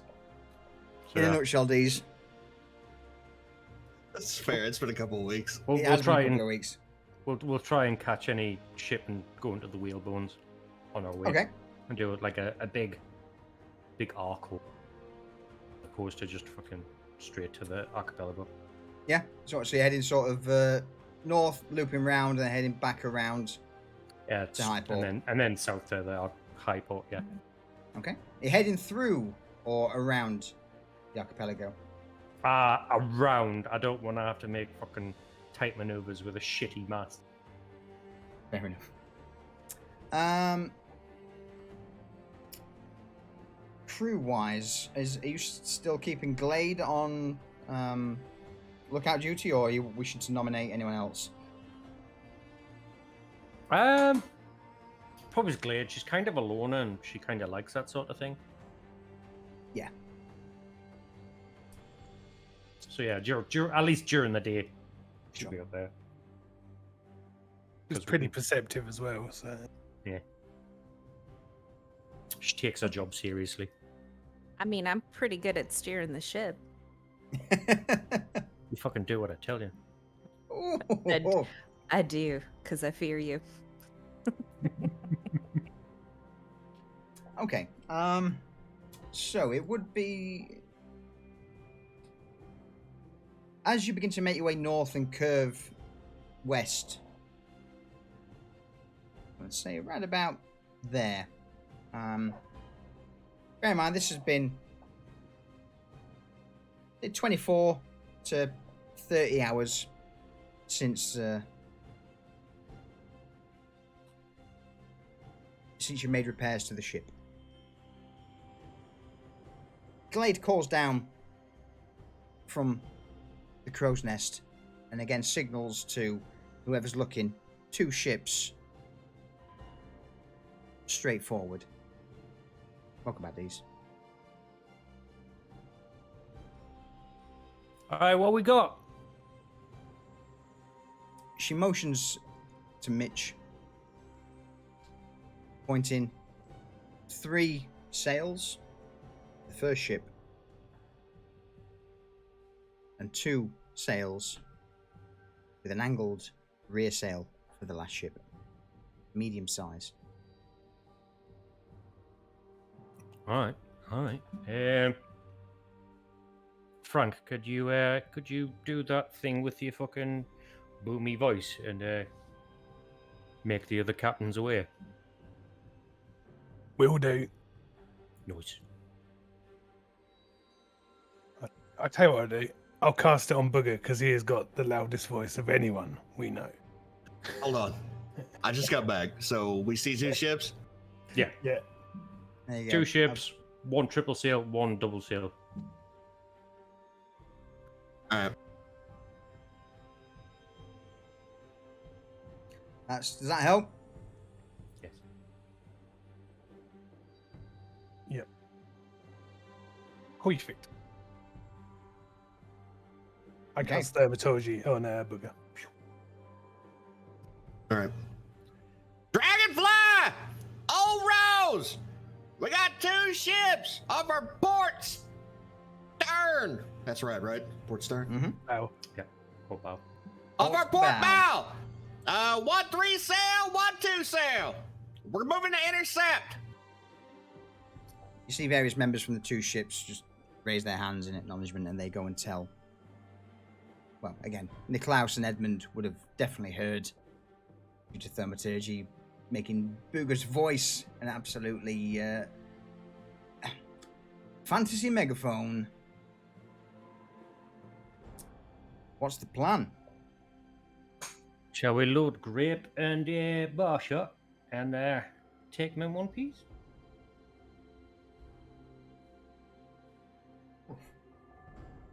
Sounds good to me. Yeah, let's get some fucking loot.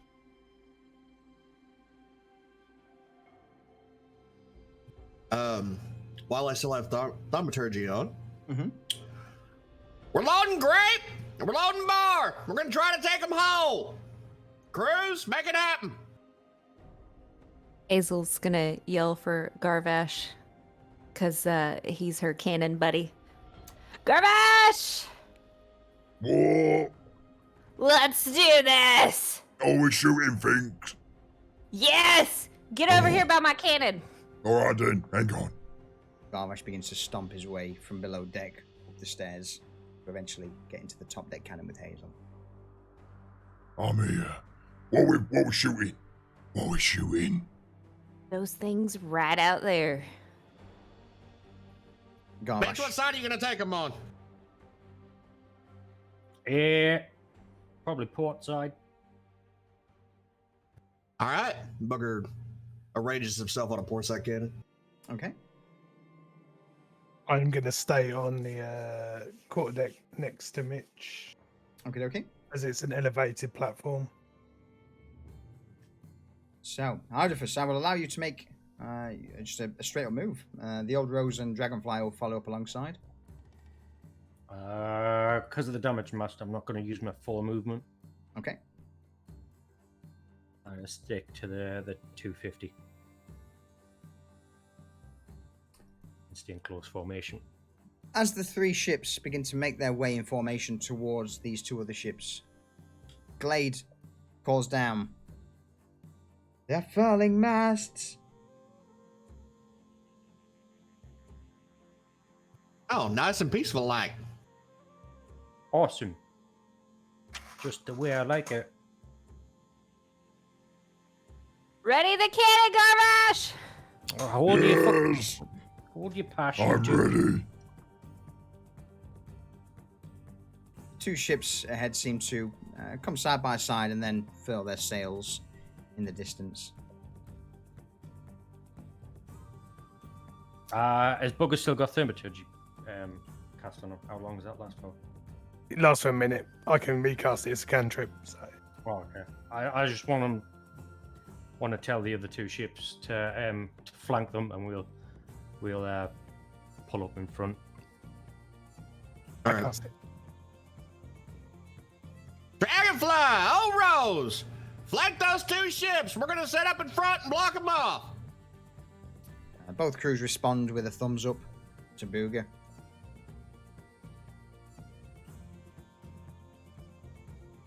All right, And with that, we'll move to intercept. go for it. So they're both of the ships are dead in the water at the moment,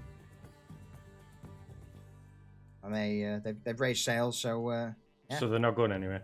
They're not going anywhere now. I wanna park us kind of here, Okay. turned with the broadside. Percent, yeah.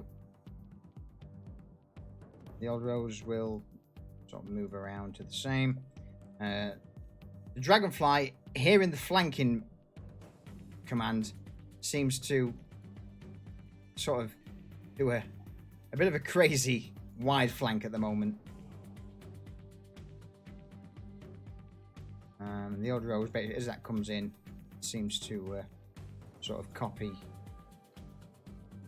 position with the Hydrophus.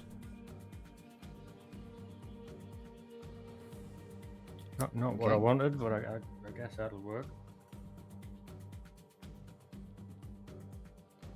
All right, Bugger. Let's get them to get on deck and surrender their weapons. Yeah. Break, you got me? Ow! Cast it.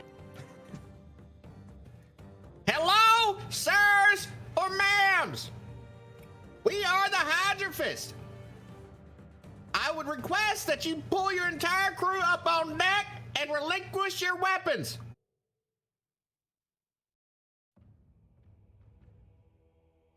May I speak to one of your captains, please? One of the captains steps on deck of the slightly smaller vessel and nods towards Booger.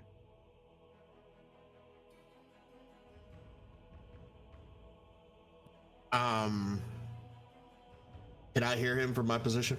No. I didn't think so.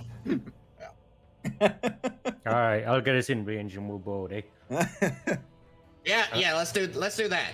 And I kind of want to pull us hard to port and kind of position us like right in between the two ships. I believe you got control of the Hydrophus.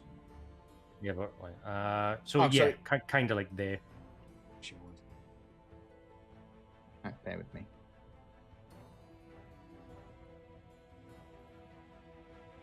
Because I need to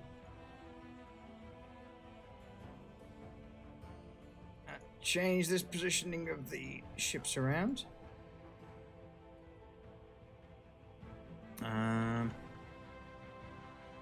Okay. There we go. Right, let me just move the crew around.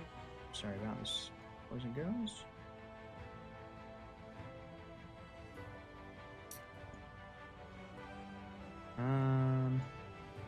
Hailing goes there.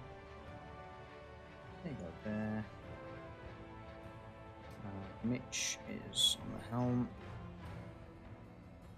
Oh, is that Steely Sound? I mean, it might be. It might be. All right. So in that case, then, let me just reposition the old rose. The old rose would follow you in, and that would probably be Sir Daisy.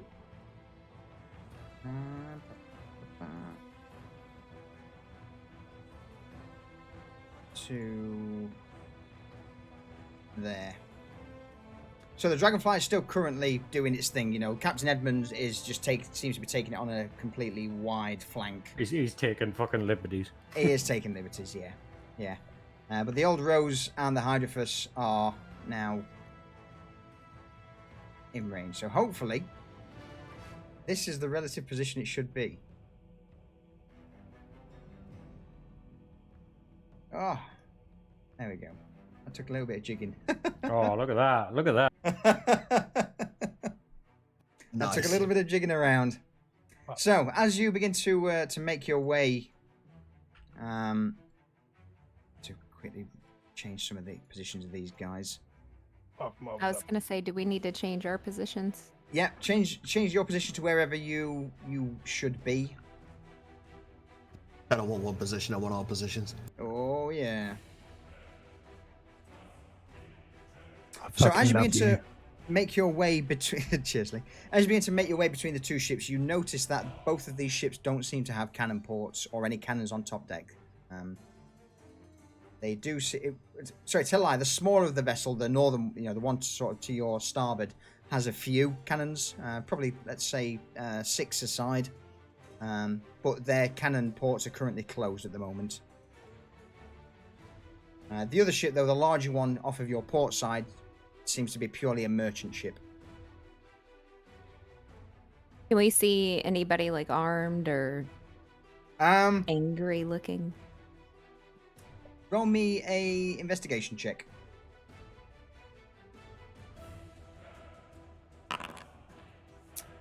They are. Everyone on top deck is definitely armed. Definitely. Have they got their armed. weapons at the ready, or? They certainly have. Guys, they seem a little shaky. I see weapons. Which one's the captain's solution? Will I know? So you got the captain of this ship. Seems to be the guy with the green feathers here. That one. And then the captain of the opposite ship is more than likely on the wheel, which is over there. Well, hello, Captain. me just quickly get this on. There we go. The man steps forward. Yes. Good morning to you, fine folks. What can we? Good morning, Captain. What can we of the Athcatlan Navy do for you on this fine day? Oh, the Athcatlan Navy. Well, sir, as you probably are aware, this is a robbery.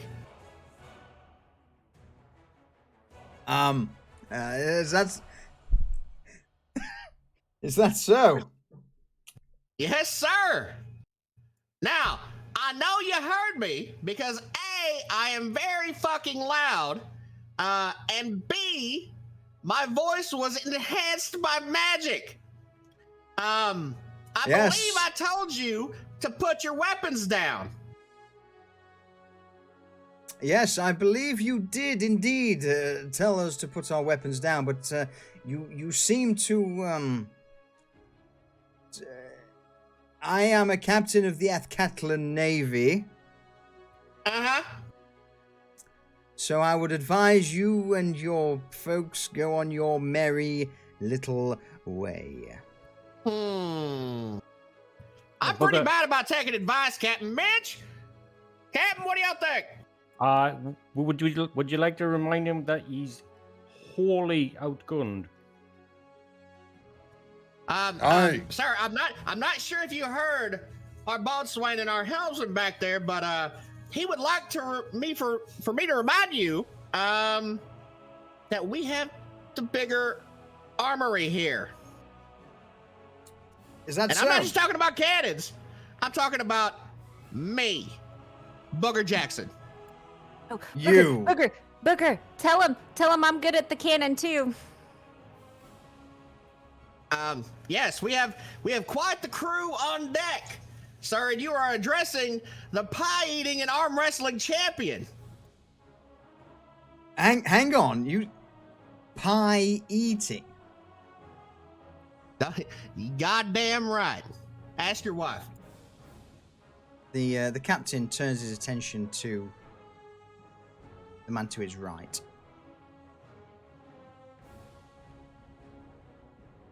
The man steps aside and makes himself visible. And it's a man holding or wearing a long robe.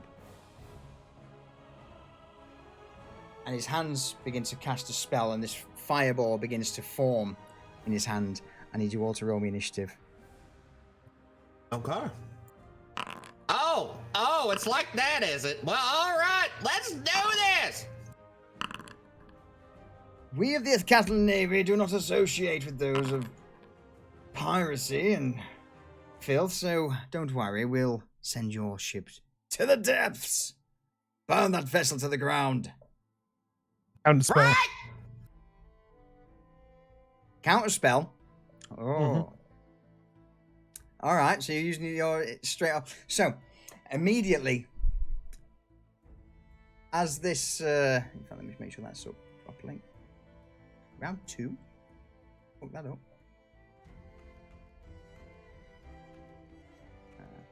Round 1, there we go.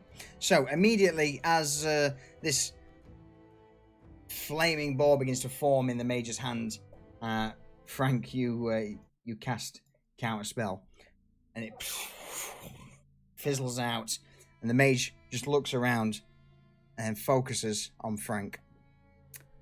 Right, bear with me. Need to roll a few things. Hazel, over to you. Hazel, You've also got inspiration, and Mitch has got inspiration. Oh, thank you, Sneeze. Hazel is going to move up to this first cannon right here. Okay. And yell to Garvash to come, and they're gonna light this thing and try to just pulverize everybody on the top deck. Yes, it should be loaded with grape. It is indeed loaded with grape shot already. So basically, the way that works is grape shot has got that sort of range. Oh dear, oh dear. Oh dear, oh dear. Oh dear, oh dear. Let's do it. So, roll me a dexterity check, please.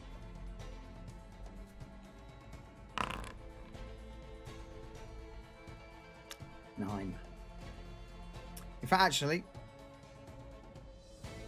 yeah. So, what happens as Hazel Hazel? combined hers and Garbash's, right? Is he helping her? Yeah. I've sorted that out. Garmish begins to push the cannon, and he looks towards Hazel, and I think that'll do. Fire! She puts the new wick in there, lights it, gives Garvash a wink, and says, "Let's own these fools." due to the time it took Hazel to stick the wick in and turn her attention and give Garvash a little bit of a pep talk, those on the outer reaches of the cone managed to see what was coming, and they dove aside. So it would only be the 1, 2, 3, 4, 5, 6 in the center, who by this point moved them out. What? Oh, I wanted the captain. Yeah, they see it coming. So let me just roll some quick saves.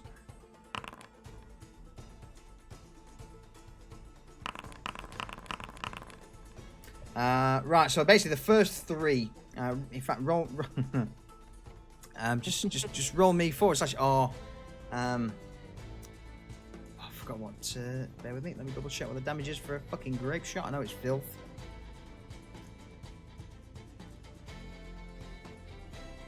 Anyone remember the damage for grape shot? Isn't it something silly like 3d10 or something like that? I think it might No, be. 3d8. It is indeed 3d8. So roll me 3d8, please, Jump. Oof, 13. Several of the members managed to take a little bit of cover. Let me just quickly see what whether this kills anyone.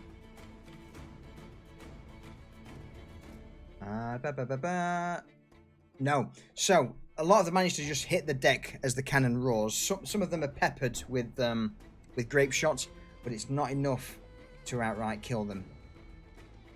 These guys seem to be a little bit more on the ball and trained than your stereotypical pirate. Do I have a bonus action? Yeah, absolutely. All right, I'm gonna pull my bow out. Okay. And I'm going to target this guy right in front of me. Yep. But, before I do that, I'd be like, Garissa didn't do anything! I'm gonna shoot this guy in the eye! Yeah, my bad. I may have aimed a bit high. No, this is gonna get him. No, go on. Do it. You've got this. 21. The arrow is launched and it squarely hits the merchant marine. Yes. 5 damage. Is it enough? So as the arrow plunges into the man's shoulder, he drops to the deck. But he seems to be wearing a rather thick gambeson. It's not enough to kill him outright. He sort of snaps the arrow off and shouts out, "I'm alright! My armor took the brunt of it!" You just wait! You won't be alright next time! And Any with further that, actions? Hazel's done on that. Okay. Booger, over to you. Can I board this ship from here? It would require an athletics check for that sort of jump. Okay. So, having been mocked by the captain, and Booger obviously does not enjoy things like navies and shit. Booger flies into a rage.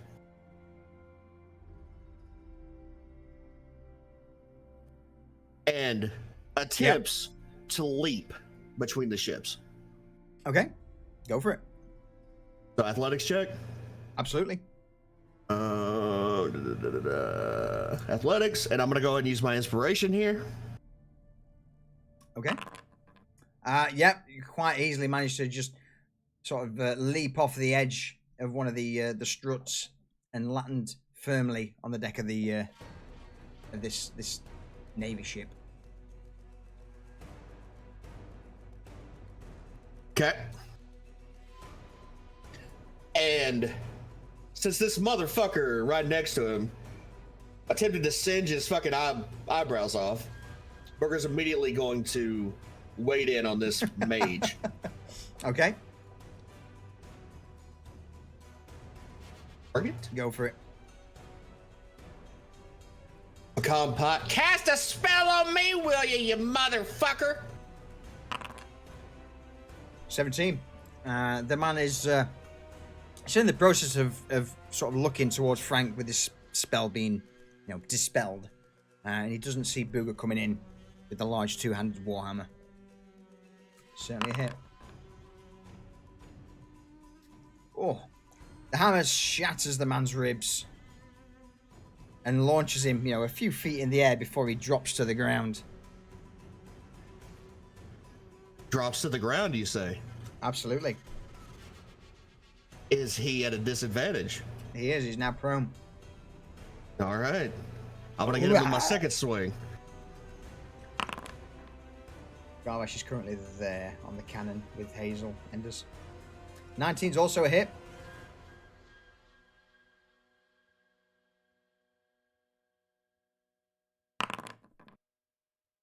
Bonk. I love that fucking animation. It's great, isn't it? And with that, the hammer just comes down hard on the evoker and just, well, in fact, go on, Booger. What happens to the poor man? Well, the second swing I aim directly for his nutsack.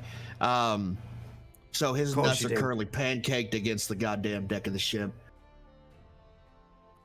And Booger looks up at the captain But behind the why? mage that is now just nut butter all over the deck and says, "Now, what was I saying about me being a weapon?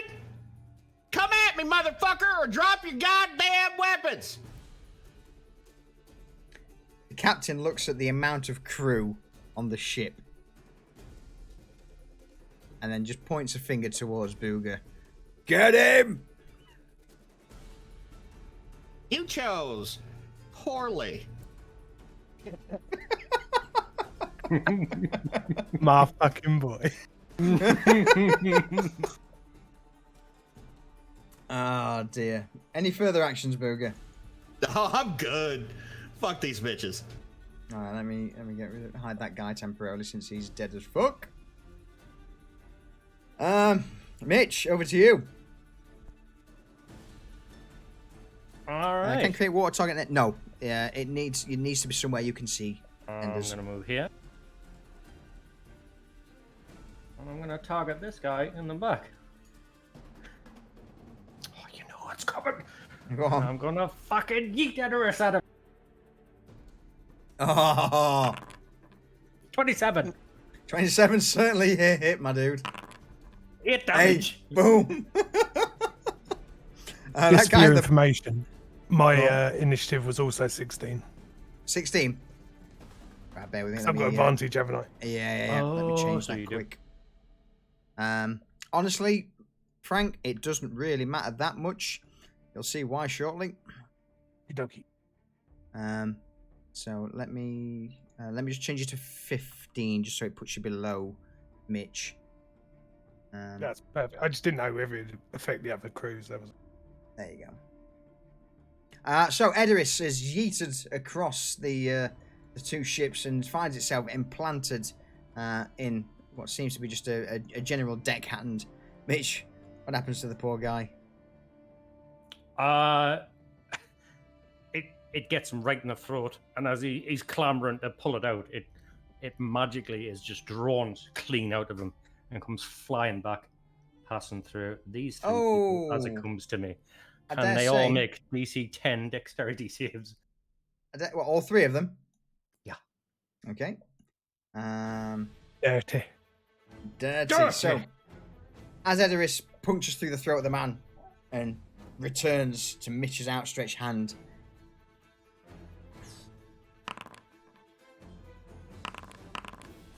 the one closest to the slain man is immediately hit by Edoris on its return, but the other two, having dodged the spear on its first throw, see it coming and they manage to dodge out of the way. That was a 20 and a 21 on their dexterity rolls. Okay. The guy that gets hit takes 6 damage. Okay, so the guy closest to them takes 6 damage. Don't think it's enough to kill him, but it manages to sort of puncture itself through the man's stomach. Sort of off to the side, and he drops down to a knee, gasping. As my second attack, I'll use my pistola Okay. against the guy next to Bugger, the guy that's badly damaged. Yeah, okay.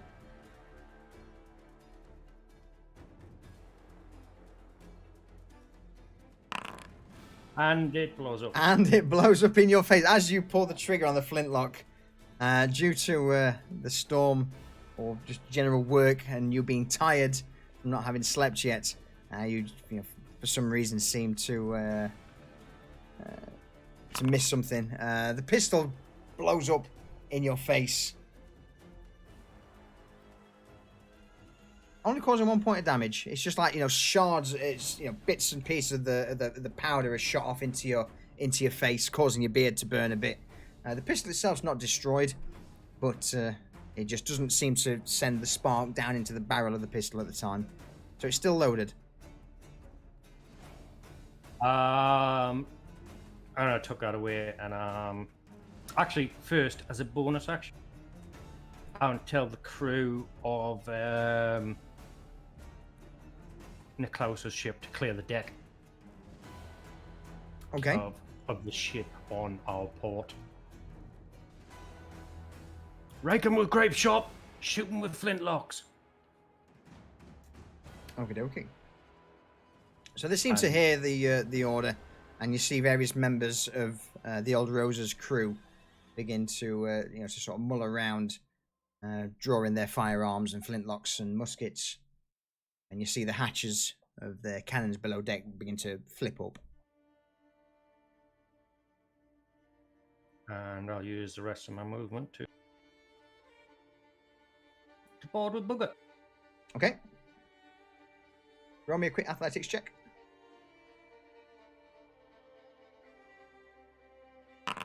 12, absolutely fine. You managed to easily breeze across the gap. Again, this is something both you and Booger are more than capable of doing. Normally, as I say, I'm looking for like super low rolls for you to fuck up, but apart from that, most of the time you'll be able to easily make it. You're well skilled in boarding vessels. And since I used my bonus action to tell him to do that, that is me. That you do? Okay. Yeah. Frank, over to you. Well then. As there's a nice group of McCullum's people, currently below deck at the moment. You can bring him up for part of the ship, part of the crew, though. and they tried doing it to us. Well. Fair enough. Do that there. There. Okay. As you That begin won't hit. to bring your hands into the air and cast, the ball of flame begins to coalesce around your hand. You feel a pull, a draw from behind you. And it seems that there's someone on board the opposite ship who sensed the arcane power and casts counter spell. Turnabout's fair fucking play, I guess. Mm-hmm. That's fair enough. Wait, at what level? Yeah. Third. Fireball's 4th level. In that case, as she casts 3rd level Dispel, the fire begins to shake and shimmer slightly. But the counterspell doesn't go off. You leveled me up. I got 4th level spells in this. Go for it. Glitches. And my DC is now 16, not 15. All right. Oops, hang on. So. Yeah.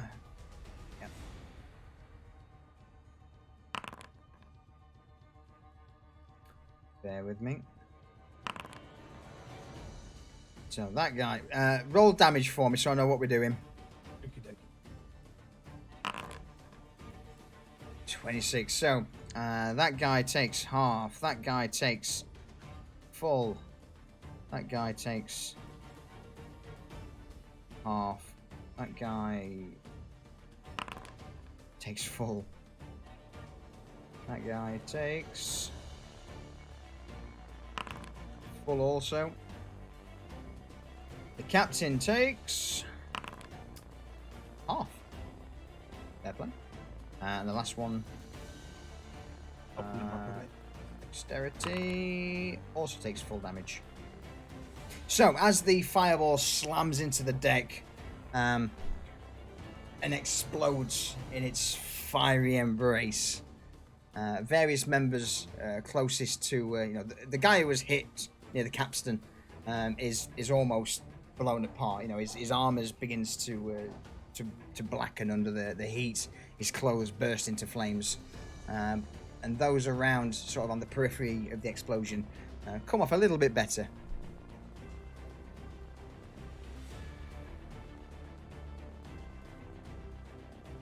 These guys, bear in mind, these guys seem to be pretty. You notice that these are well-armored guys. They're a lot of them have got breastplates on. Their equipment seems to be a lot more well-maintained and upper market than typical pirates.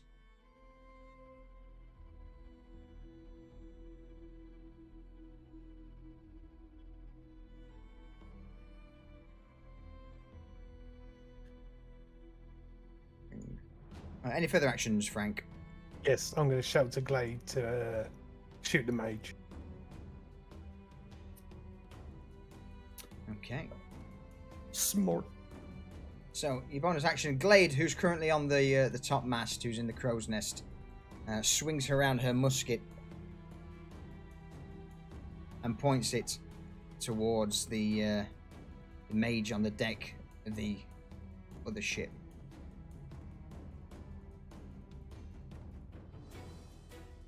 Oh, fucking hell. She rolls a 1. Of course she does. As... Oh, man. As the musket goes off, again, it seems that the powder that you guys are currently using has been is damp, and nothing seems to happen. And all of a sudden, as she sort of tilts the musket to look at it, the powder just goes off in her face, just causing 2 points of damage. Bless her. You just hear this sort of muffled "fuck you" from the top of the mast, and you quickly see Glade just stuffing, sort of clearing the burnt powder and reapplying a new set.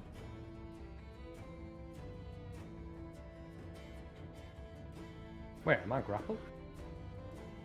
Grapple? No. Yeah, I saw a hand on you. You want to what? It's gone now. All right. I want Frank, to what? any further actions? Sorry. Nah, I've used everything I can use. Okay. So, with the end of the crew's turn, McCullen bursts forth from below deck, next to Hazel and Garvash. And he sort of runs across. Now, Enders, you say there is at the moment no other cannon. There is only one. So what happens? McCullen tries to push Hazel out of the way, I've got this. Come on now. You actually, yeah. Do you resist, Hazel? I try to push him aside. Okay, roll me a quick strength check. My cannon. Roll me a strength Get check. off my cannon! McCullen. McCullen, with a roll of 4, is easily pushed aside by Hazel. Don't you touch it. Oh, what about then if I just help Garvash aim with you? How's that? You know, I mean, surely that can't be that bad now. As long as you're asking for permission and you don't shoot me when I'm over there. I promise. I absolutely promise with all depth is promisable not to shoot you with a cannon when you're on there. I promise you, if I get hit by anything, I will come over here and I will stab you till you bleed out. Well, that's not very nice now, is it? But you have my my deepest promise that I will not shoot a cannon at you when you're on the other ship. Garvash, if I don't make it, you will defend me. If he shoots me, right? No, he'll not shoot you. I mean, this is McCullen that we're talking about. He can't shoot. I mean, McCullen, do you even know how to shoot a cannon? Let's keep our minds on the job. Yeah, that's not a bad idea. And with that, McCullen dives in to assist on the cannon, helping Garvash and Hazel load it again with fresh grape shot. We'll call a quick break there for the toilet. I think that's a good spot to hold it. So, because then it seems to be some of the NPCs' turn. So, be right back. Be right back.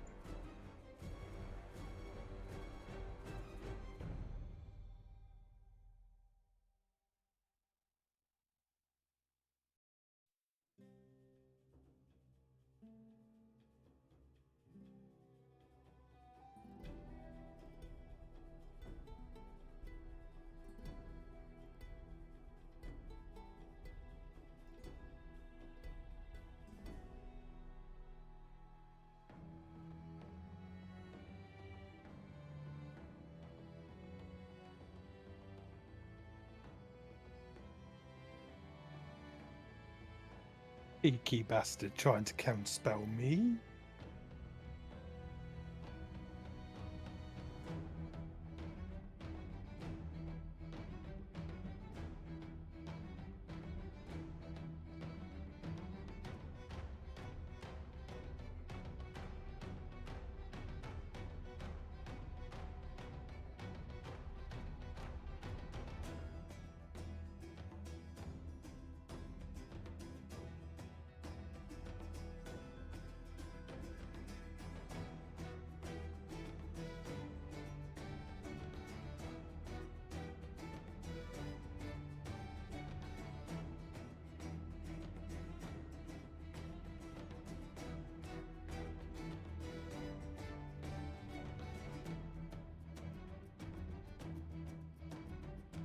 And I'm back. Welcome Yup. back.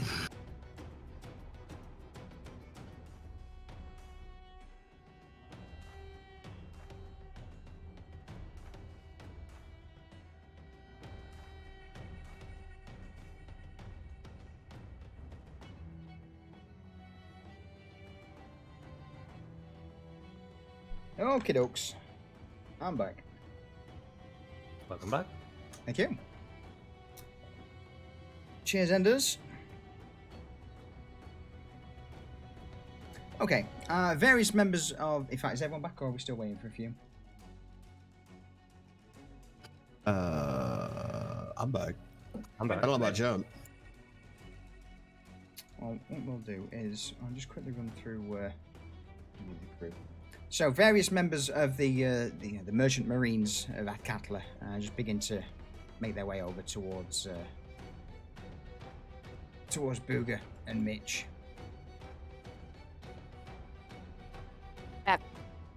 Welcome back. And that guy dead, is solution. dead. Yes, I just looked at him like, dead yeah, as fuck. he's dead as fuck. The captain, on the other hand, begins to retreat towards the helm of the ship. Some of the others. That one's near collapse. So the other one who's currently wounded seems to hold back, his roasted clothing and armor, holding him back from stepping into the fight. As also that guy backs off as well. That one's dead. There we go. So, Booger, make me a dexterity saving throw.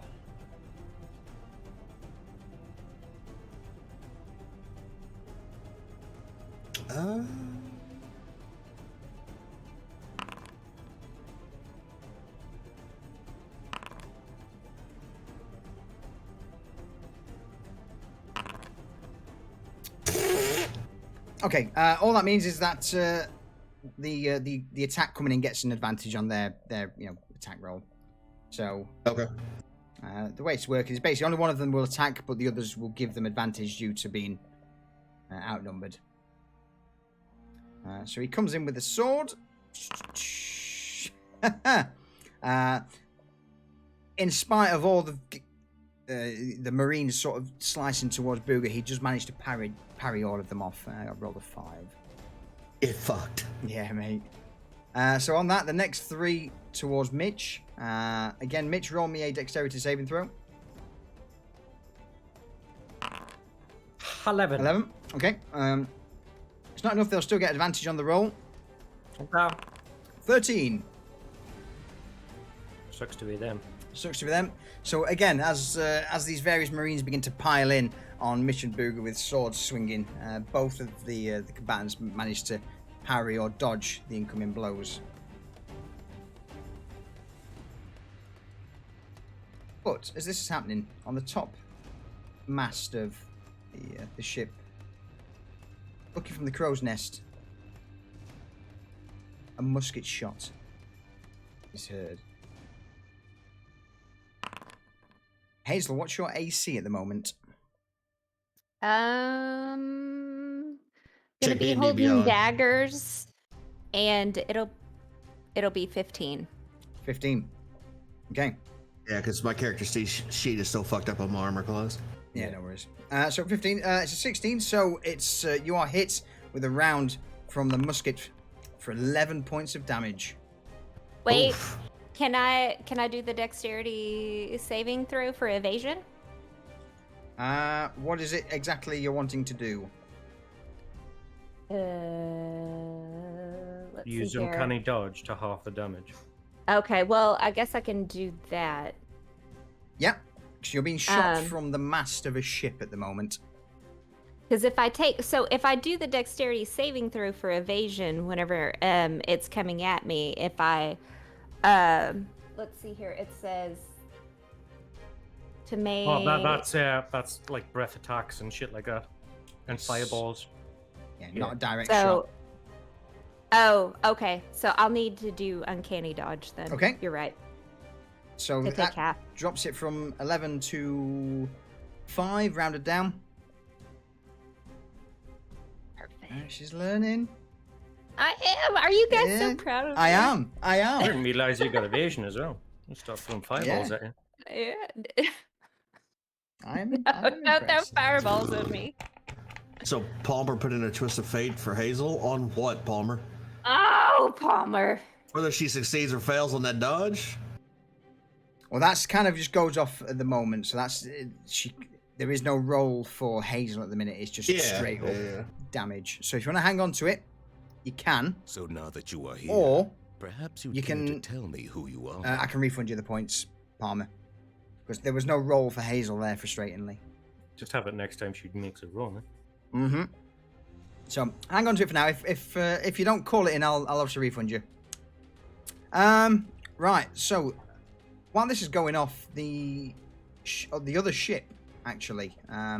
Also, by the way, Ninja Crack 69, legendary name. Thank you for that follow. I appreciate it. various members of the other ship now begin to make their way, or at least attempt to make their way, onto the Hydrophus.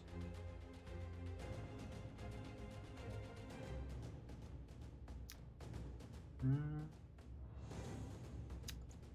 to do a dexterity saving throw. Did any of the old rows fire yet? Or Not they yet. Low in the fucking. Yes. So at the moment the crew just seem to be getting into position while grasping boarding hooks and arming their flintlocks and whatnot. They haven't actually boarded the Hydrophus just yet, so they're in a position to. Grappling hooks are away. They latch onto the side of the ship, but they haven't actually, or they can't make it across yet. So with that, the merchant captains, they can't do a great deal at the minute. They are going to hold their position, and with that, the Old Rose crew opens fire. A rippling of flintlock musket just begins to echo from the Old Rose as various members open up on the crew of the second Athcatlan ship, shortly followed by the roar of cannons from below deck that begin to smash into the front of this caravel, this cog, Athcatlan cog. Let me just quickly roll a dexterity check. Jesus.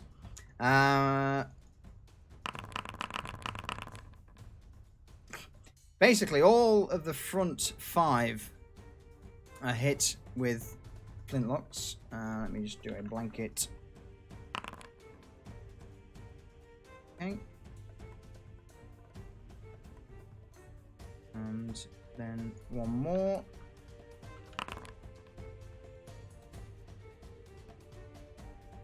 And that should hopefully.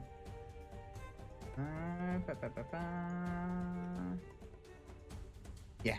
So the first 3 of the first group are just immediately shot away from the rippling of the cannons. Sorry, rippling of the flintlocks. Various others managed to dodge out of the way, but oops, hit my microphone.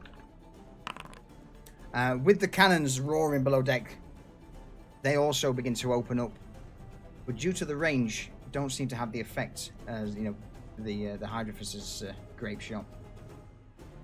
And okay, fair enough. That basically just turns the first 3 into paste. I killed the Wizwaz as well, did it? It did. Oh shit! I forgot about the Wizwaz. Let me quickly apply the damage to the Wizwaz. Apply, and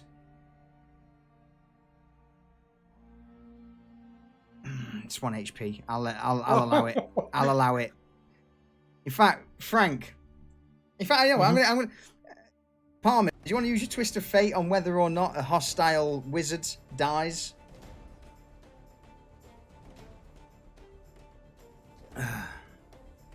Should be interesting.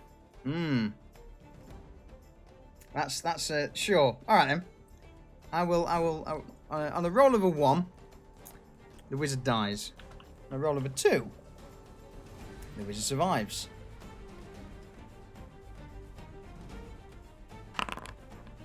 Get fucked.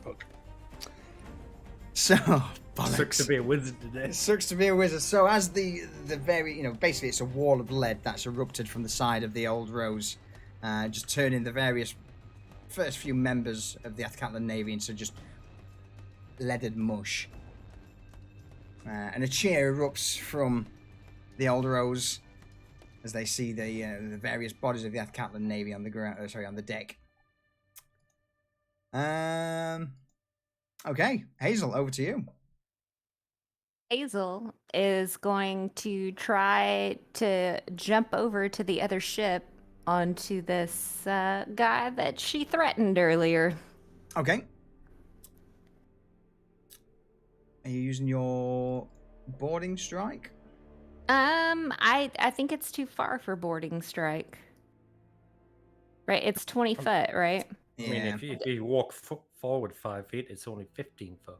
Yeah, I mean, you've got, bear in mind, you've I got thought the it was little, like 10. you got the little bits at the edge of the ship you can run onto. Gordon nubbins. That's what I I'm call on them. the edge right there. Yeah. Am I still on the edge? I'm on the tip and top. I will let you. Okay, so I'm gonna boarding strike onto this guy. Thank you guys, I appreciate that. But since he is around my fellow colleagues there, I am going to jump on top of him, and I am going to use my sneak attack. Okay. He is currently engaged with fighting both Booger and Mitch, so. Can we? What I'm going to do is I'm going to put you there for a minute, so we can see you. So just make your normal attack, with the Jewel Thief. Okay. And then you just add the damage for sneak attack on afterwards. Roll it again because you do have advantage. Oh. With advantage. I'll forego that first one. There you go. Wait, did I do it wrong? You cheated, but it's fine. I'll let you off. Okay. Yeah. You said 21. I had advantage. Yeah. So if you roll it once, then just like roll normal again, so you get 2 dice. Oh. Don't worry about it. Honestly, it's fine. So 21 is, I mean, even then at a 14, the lowest one would have been fine. In fact, no, 12. Yeah. So even if we took the lowest dice, so yeah, you managed to plant your dagger into this man as you sort of jump over. Roll me damage. And damage for sneak attack and damage for the Jewel Thief, right? Correct. Yes, I'm learning. So straight off. So what's that? 17 damage. What happens to the merchant marine? Well, I whisper to him before I do this. I said, I told you I was going to get you next time. And then, am I behind him right now, or did I just jump onto him? How do you want to? You tell me. You Well, tell me I feel how like you. I feel like I'm behind him right now, and so I'm just gonna jab, because I told him that I was gonna make him bleed out, and that's exactly what I did. With the multiple shanks to his, sort of shoulders and down his ribs, down his back and into his lower abdomen, he just slumps forward against the railing and ends up just slipping overboard into the water. Beautiful. Savage. Any bonus actions? Hazel? So as a bonus action, I'm gonna turn to this guy right here. And Okay. I am going to attack him with my vicious dagger. Go for it. 17 is enough. As you pivot around, you plunge the dagger just below his armor. And it's not enough to bring him low. But actually, no, I clicked the wrong button there. Yeah, that's certainly enough. Yep, I clicked half there. Bloody hell. What happens to him? As the dagger is up underneath his armor, I just rip up, and he just falls to the ground at Mitch's feet and dies. Uneventful. Uneventful. He drops to the deck. And with that, his life is extinguished. Any further actions, Hazel? Any further movement? No, that's it. Okay, Booger, over to you. Okay. The booger's gonna scream at the top of his lungs. Captain! Stop running, you fucking coward! Tell your crew to put their weapons down or we will kill them all! Roll me a persuasion check.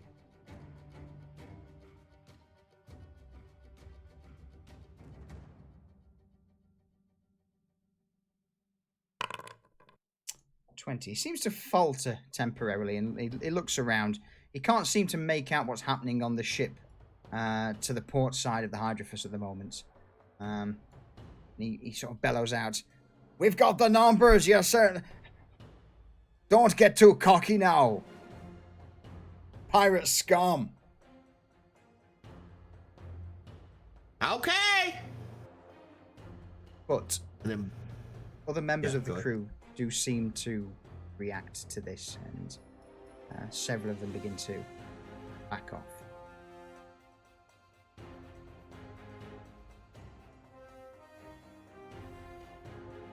Okay, carry on.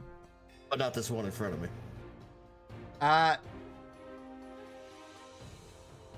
No. No. So he's currently locked in combat. He knows if he turns his back to you, there's a good chance he's going to get cut down. But he does seem to go on the defensive. Okay. Oh, shit. There's a good chance he's gonna get cut down anyway. 22 will do it. 22 will do it. Bonk.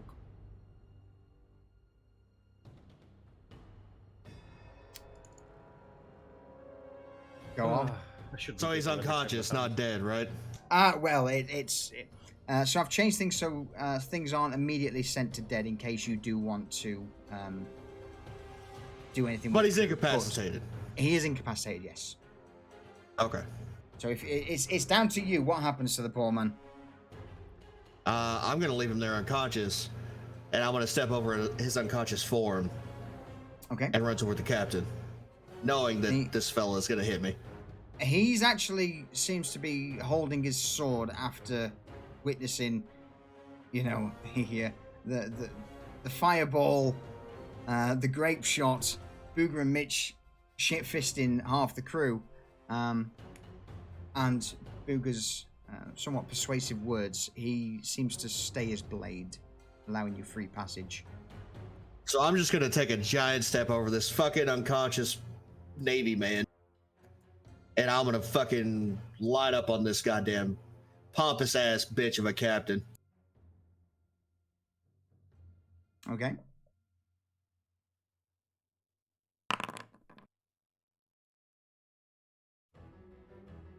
$25 is enough.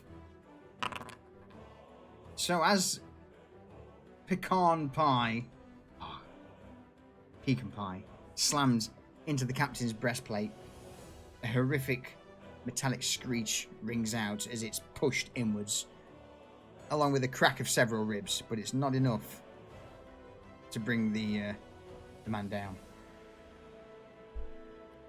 Bugger leans in with the pecan pie kind of held in front of him, just in case the captain lashes out. Last fucking chance, Captain.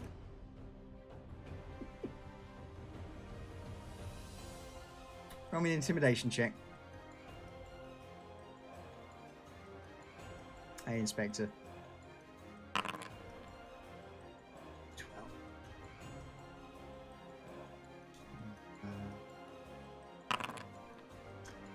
Even with this, the captain spits out blood onto the deck and takes a step back, cradling his broken ribs. And he stares at Booger squarely in the eyes. The Athkatla Navy never surrenders to pirates.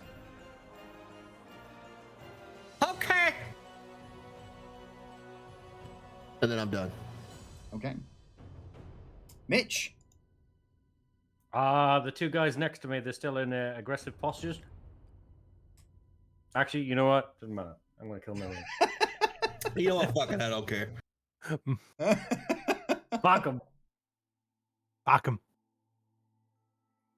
Oh, that was a public roll I made there. Change that back to 14. 14 is not enough to break through the armor. As Edoris punches out, they manage to, with both of them ganging up, manage to just deflect and cause you to step back away from inflicting any damage on them. Son of a. And I fucking stab him again. 15. 15 will do it. Aha! For 6 damage. 6 damage. The punctures through his armor. And it is a mortal wound, but it's this man's fighting spirit still seems to be burning bright. Well, since his fighting spirit's still burning bright, I'll use a key point. And I'm going to flurry of blows. Okay. 16. For 6 damage. Okay, what happens? I punch him square in the face. And his face kind of just crumples as his nose goes into his brain. And he just kind of tumbles backwards, like 15 foot. Boom, boom, boom, boom, boom. The body's knocked back to the deck and remains lifeless, and his companion just sees this happen with slack jaw. Oh shit. And as the words leave his lips, a flying fucking roundhouse hits him square in the jaw. Okay. My second attack of Faruba was 15. Yeah. Yeah. This one, this guy's actually not got much HP. He's a lot weaker than the other one. What happens to him? He's ragdolled backwards into his mate. The other guy doesn't see this flying body coming towards him, and is basically knocked prone as the dead body of his companion tumbles on top of him. You know. And with that, Mitch gives Hazel a cheeky wink. Anybody else? No? I don't fucking think so.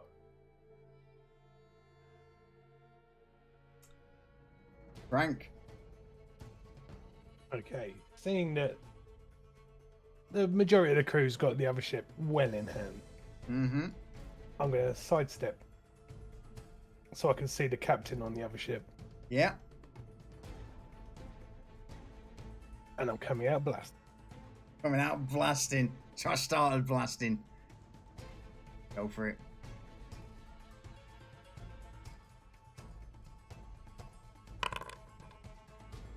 Ten.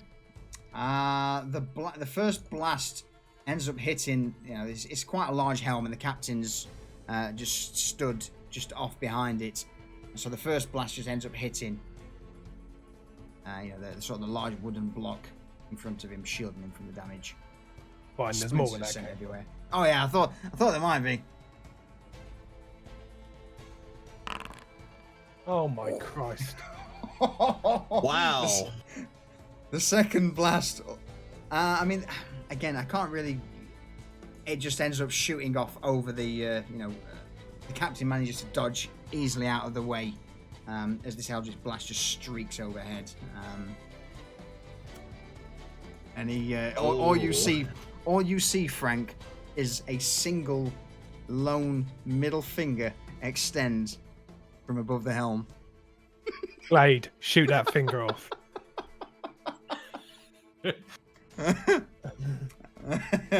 Oh, how the tables have turned on the rolls. In fact, let me just do this publicly so we can see. Christ. He gets a 9 on a crit roll? That's ridiculous. Yeah, It I is. know. Yeah. Fucking Glade aims for the finger, but also she as the in fact, +0. No. No, Yeah, Glade's that is got- not for That's not Glade. right. That's definitely. Oh, hang on. It's fucked up. Let's try that again. All right, let's try that again. Should be +6 for Glade. Yeah, she got +6 on There him. we That's go. good. 12 is just not enough. The shot just again implants in the wood. The captain seems to be of a smaller stature and is hiding behind the helm. That's fine. Those fucking short ass characters. Yeah, short ass characters. That's exactly what it is in PvP. Bastards. Oh, my Long arm. PvP shitlords. Yeah. Any further actions, Frank? Nah. I'm gonna sulk. I'm gonna find a puppy to kick. So the crew of the ships, Are pretty fucked. they are pretty fucked, man. So these ones near Hazel, seeing that a little halfling, the one at the back, he charges in, spear outstretched, in an attempt to spear poor Hazel. Oh, that's not gonna happen because I am going to disengage. Okay. And let's see how far back I'm gonna go. To about right here. Back behind good old Mitch, because he takes good care of me. So as the spear lunges forward, Hazel just easily manages to sort of skitter away. And the Captain Navy man just clicks his tongue in frustration. The other one though, he is going to dive in on Mitch, having with Booger no longer in the picture. 13. Fucking dumbass. You think I'm the easier one? Miss. Okay. That guy is unconscious AF. This guy, all he's going to do is just throw the body of his friend off of him and stand up. That's so morbid. It is pretty morbid. That's on you though, mate. Let me just see if... Let's go for insight check. 13. See if he's got the stomach for fighting. He fucking does. He does with a crit, and with that, he also then charges into Mitch and swings his sword towards the dwarf. All your rolls are public, by the way. Yeah, they are. I'm letting you see these ones. I'm not hiding anything from you on this one. Swing and a miss. A swing and a miss. On the other ship, though, with the grapples now attached, they begin to make their way on board Hydrophus. That's all they can do. Movement and actions for climbing ropes, because they're not athletic like you boys and girls. But what you hear now, you begin to hear the crack of musket fire from the top deck of the two Navy ships. The first one, who took a pot shot at Hazel earlier, goes in again. 16, I believe, is a hit. Wait, he's shooting at me? He's shooting at you. I'm gonna do uncanny dodge. Okay. So half the damage. Mm-hmm. So 11 damage. Halved, again 5. The other one takes aim at Booger, who's currently assaulting the captain of the ship. 18. Definitely enough. 7 damage. No, half of that. Okay. And last but not least, having seen these purple streaks of eldritch energy rake across the deck, the musketeer on the other ship take a pot shot towards Frank. 14. Oh, damn bastard. Oh, so with that, That's a miss. the lead ball just impacts into the plank below Frank's feet. Thank you, Ring of Protection. Captain now, though, will indeed give his all towards Booger. Bring it on, bitch. And dropping his sword, he sort of goes in with the sword and drops it in a feint, and then lunges forward to Booger with his offhand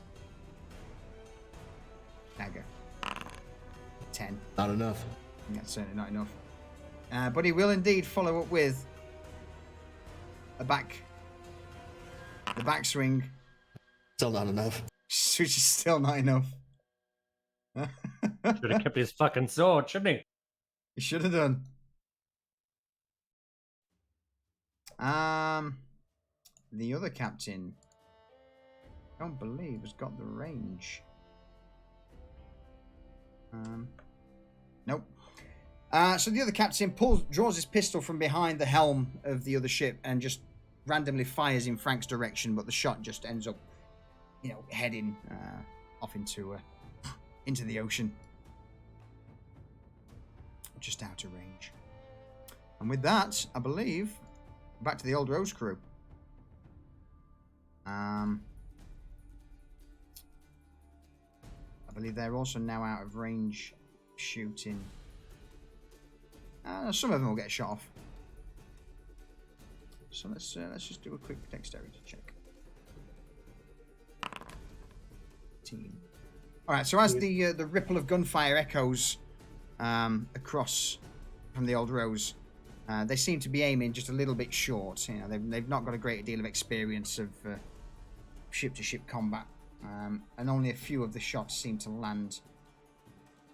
One of the guys. Oops. Just quickly roll. Alright, that's fair. So 6 points damage to that guy. 7 points damage to that guy. 2 points damage to that guy. I'll take it. Okay.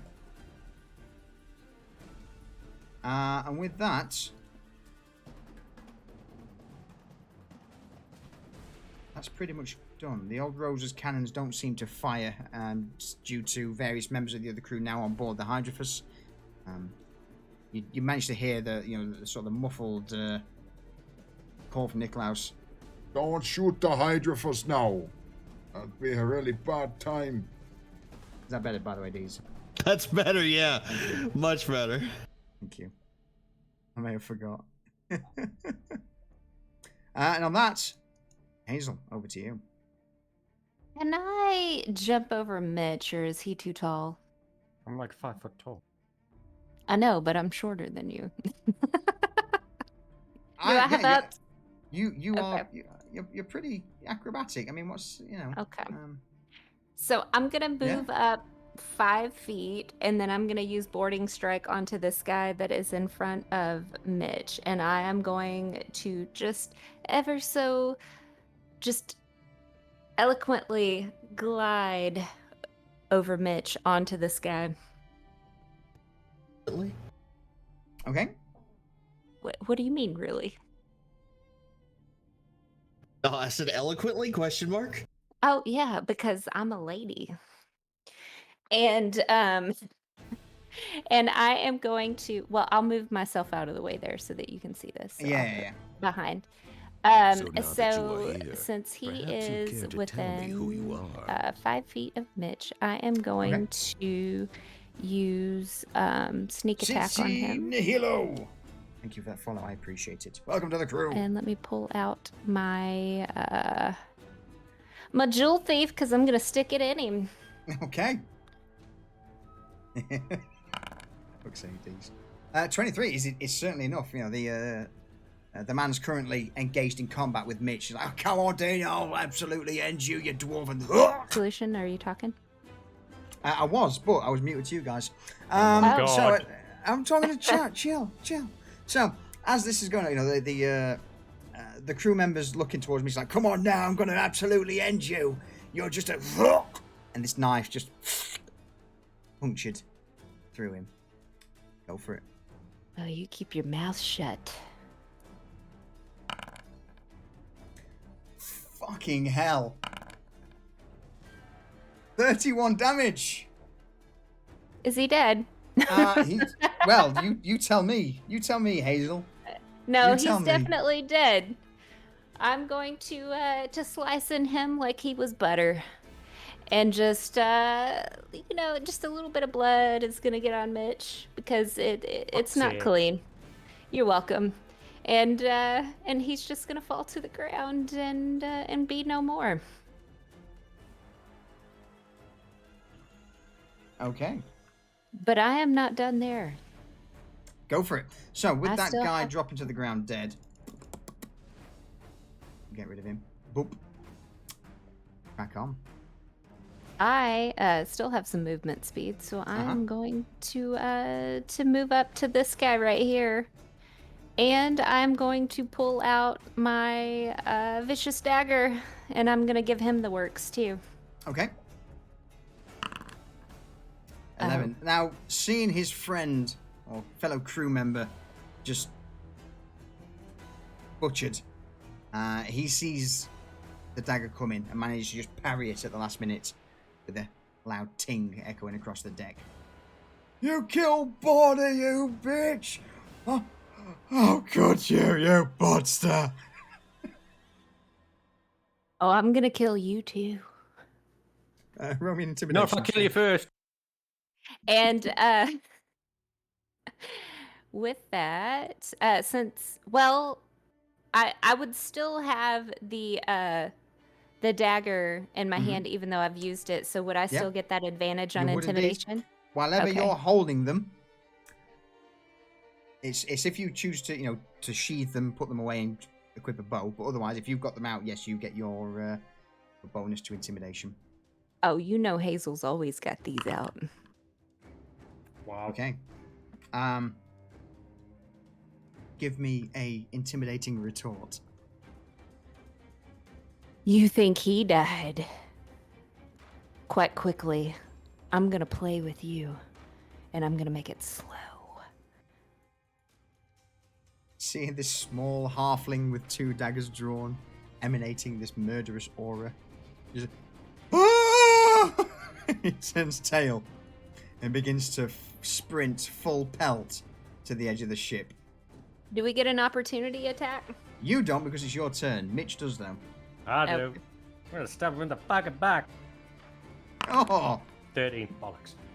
he's just out of range. As you, he whips around in lightning fast speed and just bolts for the edge of the ship. And just as you lunge out with Edoris, you miss him by an inch. And as he reaches the edge of the ship, you just hear this.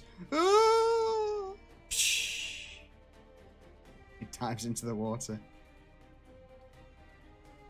I really think he's badly injured. He's gonna jump in the water. Fair enough. We're like days from land as well. He's dead. It's I mean, it makes sense, but it makes sense, but it doesn't. yeah. In a rational mind, no one would jump ship, but it's just, his ship's been boarded by pirates. The vast majority of the crew have been grape-shotted, fireballed, carved up, and then you've got this small, tiny, murderous halfling with 2 daggers. I mean, I didn't want to say the word, but... Booga, is that you done, Hazel? Yes, she is. She's done for now. Over to you, Booga. Booker looks at the captain. I gave you every opportunity to surrender and save the lives of your crew. But you stood by your fucking stupid ass morals. Now you're gonna die. And then Booger's gonna load up on him.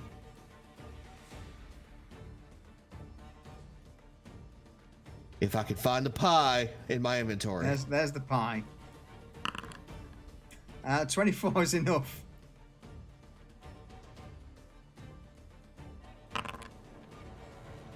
Oof. 9. And 9. Another? He's gonna need another. With this, as the pecan pie, so the pecan pie crashes down into his armor, it shatters. Bits of steel just splinter across the deck. 15 is enough. Just. He tries to block the incoming strike, but it's not enough. And again, the hammer comes down, which drops him now to a knee. And he reaches a hand up. All right, no more. No more. I'm done. The ship's yours. The ship's yours. Just spare me alive, please. I beg you. Today's your lucky day, Captain. I will accept your surrender tell your crew and the crew that are on my ship to put down their fucking weapons and surrender themselves.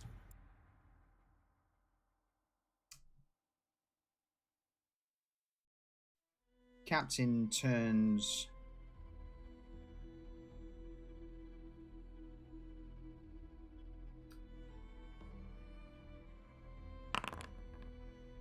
Yeah. He turns to Booger and nods, and then while holding one arm, he begins to bellow. Cease fire! All of you cease fire! This day be over. If you if you want your lives spared, then throw down your weapons.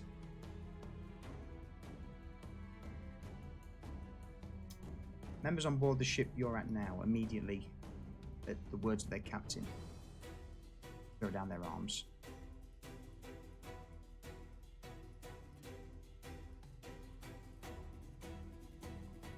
Put. I will do this as a public role. The captain on the other ship.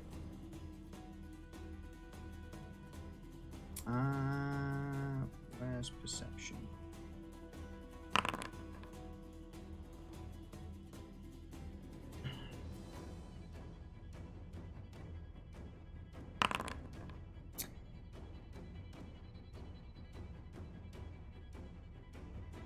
He hears the words barely over the din of battle, and seeing what's happening on board the opposite ship, looks to the rest of his crew and shouts to them, all right, get off that ship, return, let's get back on here now. And the 4 members of the other vessel look at their captain, confused, before beginning to attempt to make their way back over to their ship. Any further actions, Booger? Are we out of combat? No. Okay.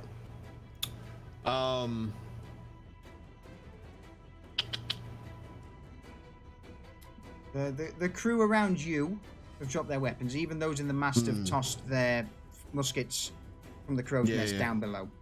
So all of the people on board the smaller vessel are complying. Those on board the other ship are now trying to make their way back on board their own ship. They haven't dropped weapons yet. Okay. All right. So I'm gonna shout at the crew of the Hydra Fist. Arvid! McCullen! Make your way over here and start tying these prisoners up! McCullen and Arvid no, all right. I'm on my way. And Arvid slowly begins to crawl along the ropes that have been attached, sort of like a monkey, slowly across to the other side of the ship. And McCullen nods to Garvash, jumps on top of the cannon, runs across, and then just skips over, landing next to Hazel.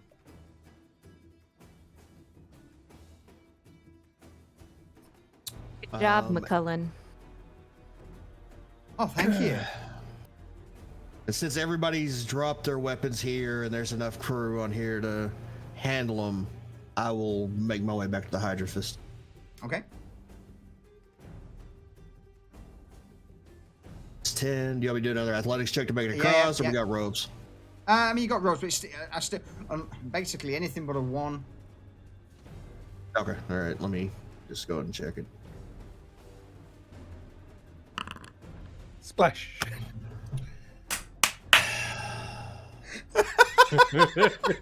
You had to fucking say it. Now's not the time to go for a swim, sir. So, as you begin to make your way over the rope, you just make it to the edge of the Hydrophus before slipping at the last bit and landing face first onto the deck. take a point of bludgeoning damage. Nobody saw nothing.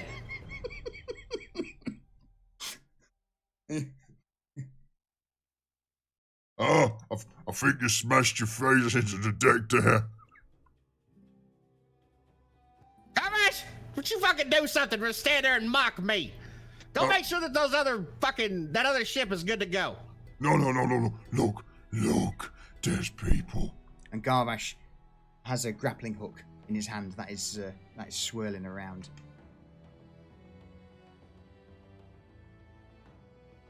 I've got an idea. What? I've got an idea. Leave it to me. Fuck. Any further actions? No, I embarrassed myself. I'm good. Mitch, over to you. I'm going to tell Hazel to make sure everybody's secured tightly, including the 2 dickheads in the fucking crow's nests. Okay. And I'm going to skip on back over Hey, to the Tiggy. Hydrofish. Okay. Before you go, Mitch, Yeah. do you need me to intimidate them to get any information? Yeah, find out what they got fucking underneath. Yeah? Underneath what? The deck, not their Oh, hands. okay. What the fuck is wrong with you? I got you. I got this. Alright. He fist bumps Hazel and fucking moves over to the hydrant. Athletics, yeah. Athletics or acrobatics, whichever or. Yeah, it's enough. It's not a 1. I'm like, whoa, I'm alright. Mine wasn't really a 1 either. It was an 8, bitch. It's Yeah, a but you gotta fucking 1. It's a fucking 1. It's in red. That's all that matters. That's like my 1 was a 9 and it was still a 1. Yeah. Give me something. Give me something at least. That's my only joy. I'll give you something. Hey, Brutus. 3 whole inches of something. Go on, Mitch. Is it my turn? No, Mitch has just crossed over. He's still got his actions. As I see the 4 Chuckle brothers trying to leave the ship, I'm like, "Where the fuck do you think you're going? Drop your weapons or die." They don't seem to drop their weapon. They cast a glance over their shoulder to their captain, who's sort of waving them back over to their ship. Mitch hates being fucking ignored. So I'm going to spend a key point and take the dash action Okay. to get to here. Yeah. And I'm going to stab this guy. Okay. I 25 said... will certainly do it.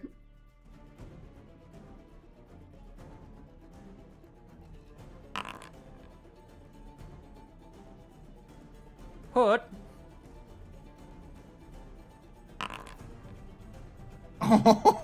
Yo! Weapons down! He's still... No, he's dead as fuck. He's dead as fuck.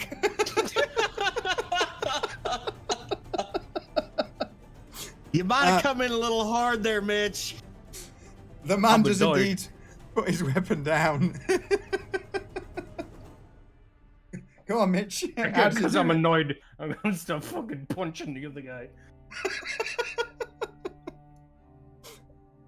Oh. Fucking dickheads.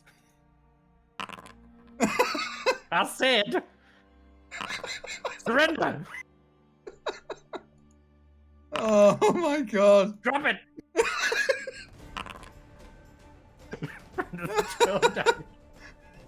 Oh. I've So stunned just strike. his friend, I've got to hold him, just punching him. Put it down!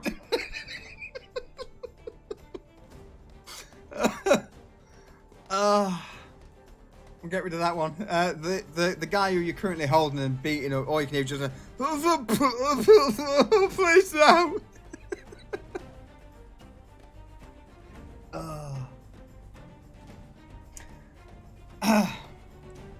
Any further actions? No, I think I got him. I think, yeah. Frank, over to you. Right. I'm going to walk over to the captain and just whisper into his ear. These guys are members of a recognised navy. If word gets back of what we've done here, they're going to rain hell on us. There can't be any survivors. Barker looks to Frank. Oh, shit. You've got a point. All right. And Barker straightens his jacket and bellows out to the crew. There can't be no parley. They're all Navy. Send them to the depths. What the fuck? I don't send them to the depths. Just kill them all. We take the ship. All right, yeah, fair play. Well, no, that's not for you. And Barker begins to point to the crew surrendered. No, you're fine. You're fine on. Shh. Garbage, do something, Frank. Go on. There could be no word. That captain, who I missed twice, I'm going to have him. By this point, you know, he's sort of... he looks over the helm and begins to turn the ship's wheel to starboard. And the other ship just slowly begins to turn away from the Hydrophus. 14 is actually enough. Hallelujah. Just +1, bear in mind, you've got your +1. Yeah. See, I've got your back, Frank. I've got your back. And he's knocked backwards. Okay, so he's knocked away from the helm. 10 feet, is it? Yeah. Boom. So as he's hit with this force, that was a real... No rolls tonight, I apologise. Yeah, they've been fucking awful, haven't they? Uh-huh. Boom. So as he's hit from the helmet, you know, he's going, oh, shit! He skitters across the deck, landing in a heap on the ground, knocked on his arse. As he's on the ground, do I get advantage on that now? Go for it. This time, with him being in Frank's perfect vision. Full damage. My God. That hits him again. Not enough to completely, you know, to knock him out. Do you launch him back? Yeah, he gets pushed back another 10 foot. Jesus Christ. As he skitters to the ground, Across the floor. boom, the second blast comes in and just launches him again. He rolls a few times across the deck before hitting, you know, the sort of the raised area and coming in a part like, oh shit. What the fuck was that all about? And I'm once again going to call to Glade to empty the crow's nest. Glade this time aims her musket, and I'm going to do you a solid. She's also pissed. If she hits, she'll do an extra 1d10 damage on her roll. Oof. Oh, Glade! God damn it! It's not an Holy idea. shit. As she lets the shot rip, the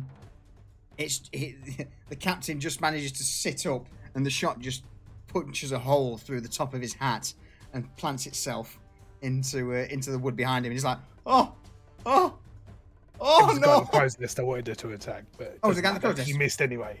So She looks down to Frank and then just sees him face palming and points to the guy in the crow's nest, and she's like, oh.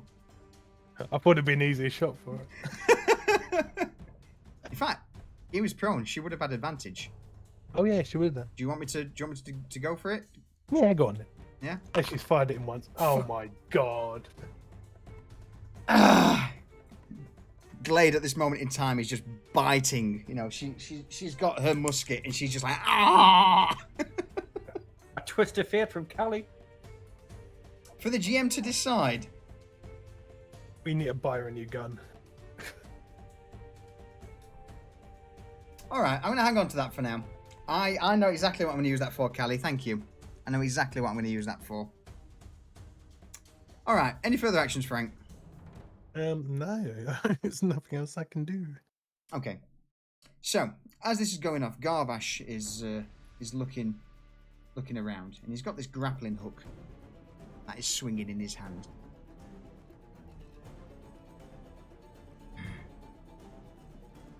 And he looks and surveys the ship of these fleeing merchant marines. And looks up to the crow's nest and sees the sharpshooter up there just taking pot shots still. And Glade just doing nothing. I've got an idea. All right. And Garvash begins to sprint across the deck, swinging this grappling hook. And just before getting into range of the combatants with Mitch, he launches the hook towards the man in the crow's nest. And I'm going to twist of fate this. Oh, he's also got his... all right. Let me just check something quick, Enders. Where is... So, he's going to take the crumb. So, if he makes an attack, he's at -5 to his attack roll, but it adds extra 10 damage. So, what's basically... I'm going to use my twist effect that Kelly gave me on Garvash to see if he can just rag this sharpshooter out of the crow's nest with this grappling hook. And he does. The grappling hook sails through the air and punctures straight through the shirt and into the breastplate of the merchant sniper on top of the crow's nest. And with a mighty tug, Garvash turns his back to him and rags it straight out of the crow's nest.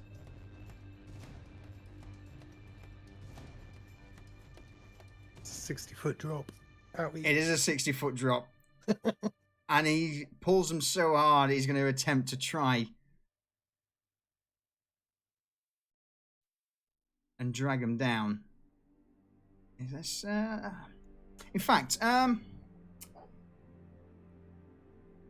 anyone want to do me a roll? Sure, why not? What you got? Roll me, let's say, 5d10. So that's for... There's 50 feet distance between... flat between Garvash and the sharpshooter. 27. So let's round it up to 30 feet. So as Garvash yanks the sharpshooter out... In fact, 25 feet or 30, call it, Mitch. Since it was 27, 30. 30? Okay. So as Garvash yanks the sharpshooter out of the crow's nest, the sharpshooter just misses, smashing into the deck of the ship. And is dropped into the water. And Garvash drops the rope to the ground, looking rather smug. There you go, that's one problem solved. What about you? And he sees this man trying to escape. Enders for you, just charges in and tries to smash him with his orcish axe. So he's at -5. 21 -5 is 16, which is enough to hit that guy. Fucking hell. And it's what, plus 10 damage?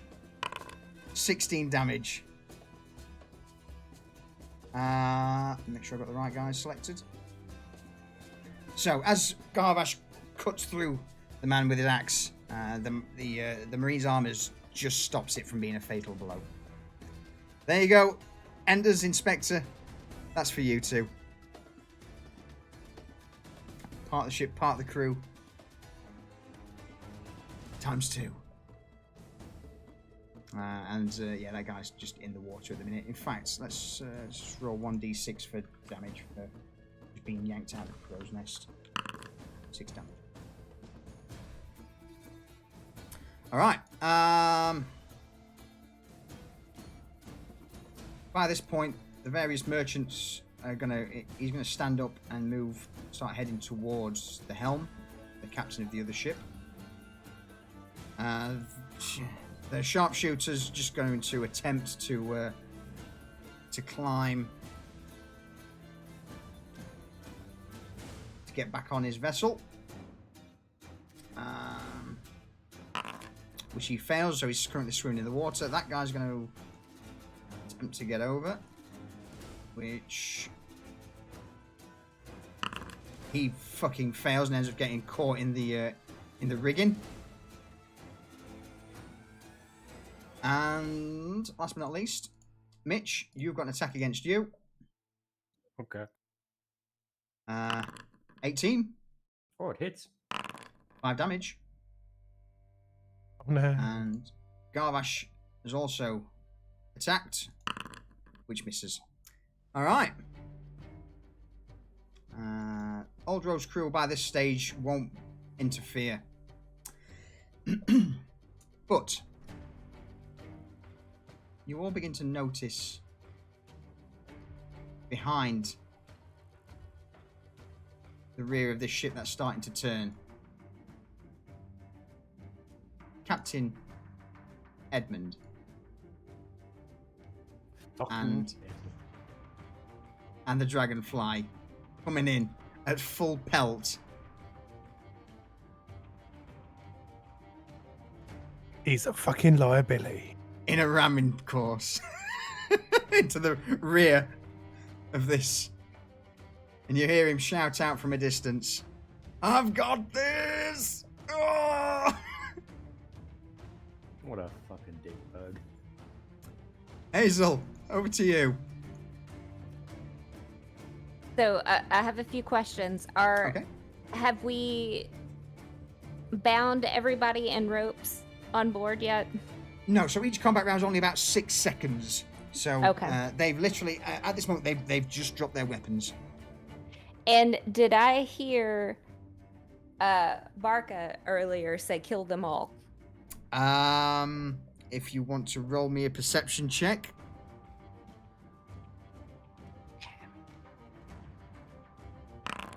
It's up to you. Your choice. And then he kind of changed. Did he change his mind, or was he saying no survivors? Like, what exactly did I hear? It's up to you. Well, knowing Hazel, Barker's words to start with was send them all to the depths. that's she's gonna focus on that because that's That's the just part how she she wanted to hear. Yeah, exactly.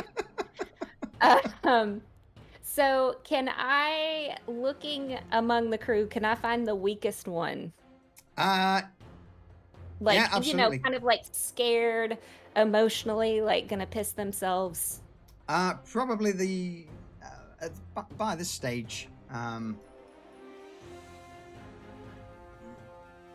mean, there's 3 of them that are injured, including 4, including the captain. Yeah. Honestly, Hazel, at this stage, I would say take your pick. They're all subdued. They're all pretty injured. 2 are near collapse near the captain. They're the ones who are more beat up than the rest. I'll just go with the one that's closest. Okay. So I'm gonna use boarding strike onto this little guy right here. And did they hear? Did they hear Barker? Bear in mind, it's 6 seconds. Unless you want to roll me an insight check and start going down the psychology route and waste your turn. No, that's definitely not. I'm going to swinging. They're all stood there wide-eyed, looking between each other. So you're not entirely certain. All right. So I'm gonna jump on this guy and I'm gonna attack him with the jewel thief. Okay. And I mean, so at first I'm gonna go for the shoulder, and I'm gonna yell at him while I'm doing this. What's underneath? Oh my fucking god! So they're unarmed. They're unarmed. They're not in a state of they've surrendered. I will give you advantage on the roll. Perhaps you'd care to tell Can I me use who sneak you attack are. with that since I have advantage? Absolutely. All right, let's do that. Oh, Edgeworld and Mid for Life, thank you for the follow. Welcome to the crew, sir. Welcome to the crew. 20's enough. Sneeze. It's. as this. I don't know what's going on. Stab. Stab. And every time that he doesn't tell me what's underneath, like every time that I ask, I stab him. He doesn't last long. He really doesn't last long. Then I'm gonna stand up and yell to the rest of the crew. If you don't tell me what is underneath the ship, I will do the same thing to you. Roll me an intimidation check. You just see the sharpshooter who's in the crow's nest look over down at Hazel like, oh my gosh, he's an absolute monster. 16. The various members below deck, so the two merchant marines and the captain, all look at each other, and the captain clears his throat. So there's oh god, please don't murder me, love. We're done. And we've got, supplies for Athcat for arm from Waterdeep. It's just things like, fruits, silks. We may have a little bit of treasure, but nothing in particular. Please don't kill me. Go get him and bring him up here. I want him. Of course. Go on, lads. You two up the mascot down here and help out. You see the two sharpshooters now also begin to make their way down from the crow's nest.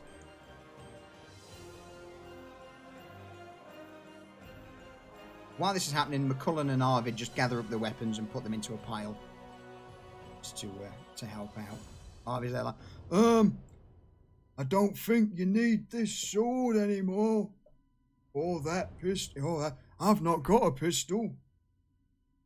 I need a new one. Didn't he throw his at somebody? So one of Arvid's pistols blew up. The other one he threw at someone. So, Arvid just begins to, just go through the pile of weapons on deck and just, well, that's a nice pistol. I'll have that one. Oh, that's... Hang on, we can do it properly. Oh, that's a nice one. I'll keep that. I'll have that one as well. So by the end of it, you see Arvid there with like 5 or 6 pistols just tucked into the waistband of his trousers. Gonna blow his goddamn cock off.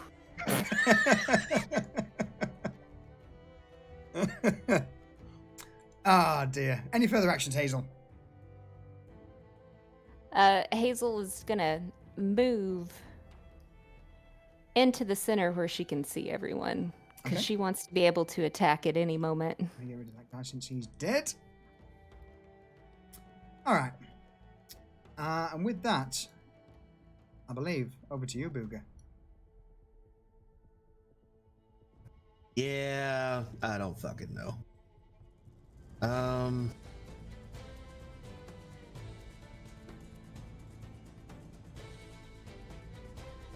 So I'm gonna run and dash and try to get on this other ship. Okay. Let me try an athletics. Yeah.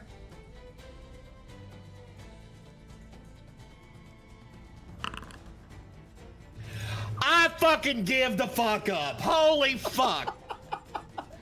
Oh, mate. What is going on with the ones tonight? Fine. You know what? I'm in the water. Fuck it. What is you and athletics this evening have been terrible. Oh. You in the water, or do you want to hang on to the deck? No, I'm in the fucking water. So I give up. Fuck it. As Booger lands in the water, the sort of the musketeer, or the sniper next to him looks at him and is like, "It's bad day, huh?" Yeah, bad day.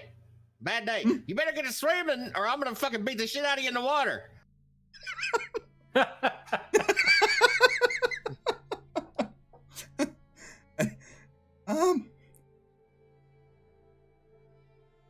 Parlay. That's right. Drop your fucking gun, let it sink to the bottom, and sure, we'll parlay. Bear in mind, the musket's already wet. He drops it into the water, and you see the guy directly above you who's tangled into into the rigging of the ship, and he looks down and is like, I think I'm... Yeah, you too, fucker! I think I'm done as well, mate. And he also drops his sword. and that drops into the water.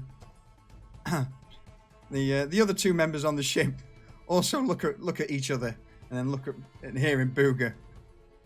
And they both drop their swords on deck, leaving only the captain on board the other ship.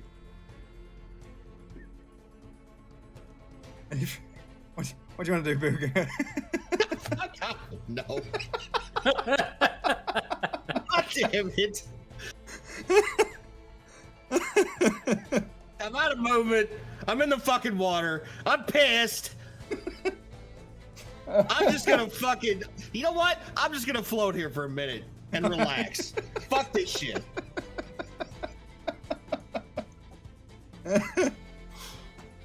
Mitch. Well, seeing this fucking Carrick come careening in like a fucking maniac, I start screaming. I'm like, turn off your fucking dickhead, we already fucking won! Roll me a quick persuasion check.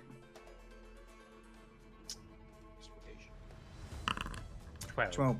At the last minute, you see Edmund realize what's happening, and almost like his face pales, and he begins to quickly spin the wheel hard to starboard on the Dragonfly.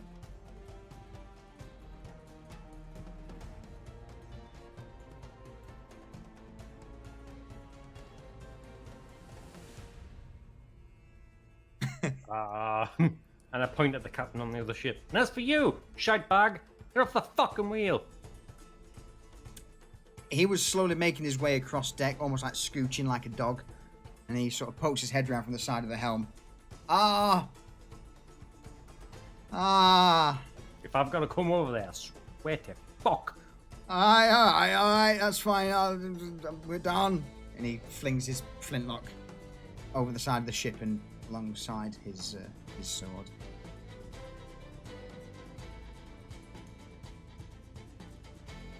Goddamn right, cool. we're done. And with Yeah, that, I slap the guy in front of me. Just gonna move the.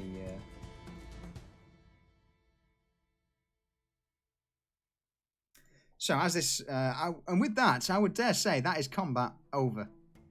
Wait, Hazel hadn't got to kill everyone yet. Combat's done, but there's nothing stopping you from, from making your decisions.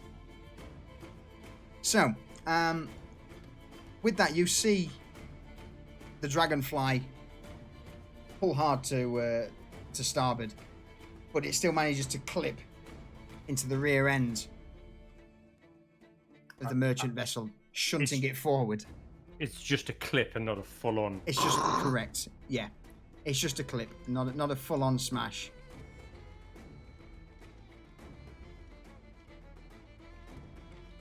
It manages to slowly come to a stop just off the starboard side. Let's bring the crew on. You hear Edmund shout up. I'm sorry about that. Mistakes were made. Can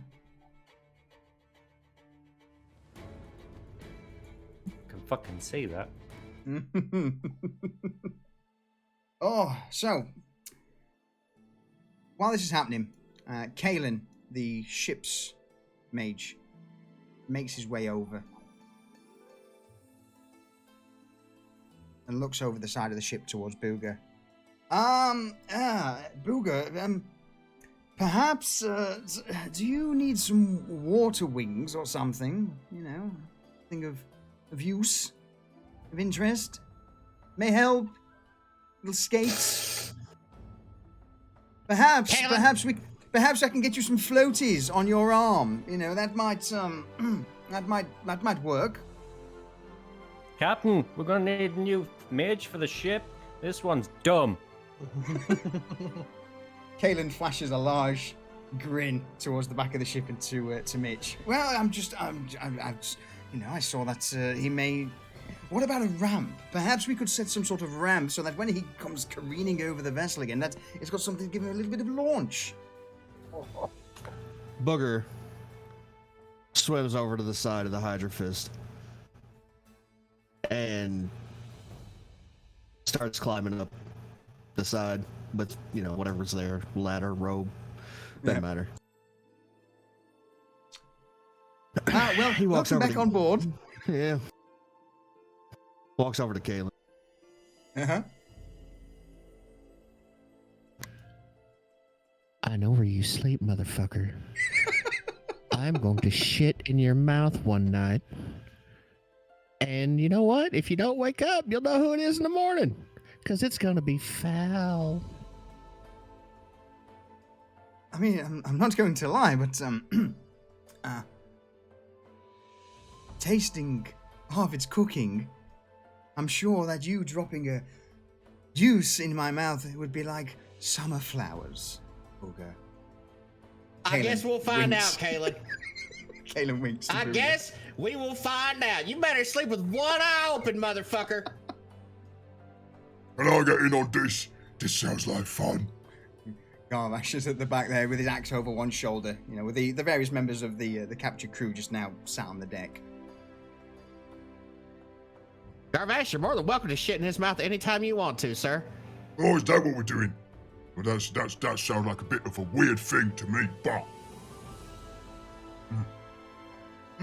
Could be a No. new experience for everybody. No, I think I'm all right. I'll leave that to you, Booger. All right. I'll be watching you, Kaylin. And then Booger Okay. just fucking slowly walks off. Oh, don't worry. A little bit of... What about if we put some sort of rubber on your shoe? You can stick to things better. In fact, why don't we get you some octopus or some octopi, and we can, you can make you like some sort of octopus man, and you can stick around the ship. We could call them Ox. Oh, we could call them Octs! Absolute on his feet!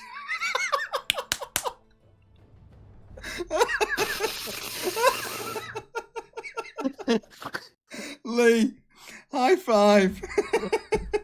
Oh my god, I spit fucking drink every. So for those who aren't in the know, Diesel Booger is very much a fan of the Crocs. I fucking hate this crew. Barker chimes. Booger, look, come here. Here, have a swig of this, it'll make you feel better. Barker offers his flask to Booger. Yeah, I appreciate it, Captain. Booger fucking just downs the whole thing. Now, Captain, Aye. I thought I heard you say something about send him to the depths. Yeah, well, look, come, Frank, Booger, come here. And Barker motions towards the back of the ship. While they're doing that, I'm just rounding up all of the crew and getting them all in one place, like Okay, on the other ship. Okay. While they're doing that, Yeah, go for it. I'm about to attack this guy. Oh God. So, let me just position Arvid and McCullen. Arvid's currently looking over there. Mitch, let me just quickly corral these guys into a position. Garvash is watching them. This fuck's sake, Hazel. Kelly, I heard him say send him to the depths. That's all that Hazel heard. All right, we'll Wait till I go- get there. I'm gonna hurt you. We'll section this out a bit. So Barker turns to Booger and Frank. All right, so look, Booger. Frank brought to me a sort of a valid point. That these be those of the Athcatlan Navy. If we be letting them go out on to the waters to tell what's happened here, well, we'll certainly be having a few issues later down the line. Yeah, Captain, I understand that. However, I gave my word that the men would be spared if they dropped their weapons. Now, I do understand the position of Frank here. However, I gave my word, and I'm going to be very upset if they surrender just to be slaughtered. Aye, you've got a point there.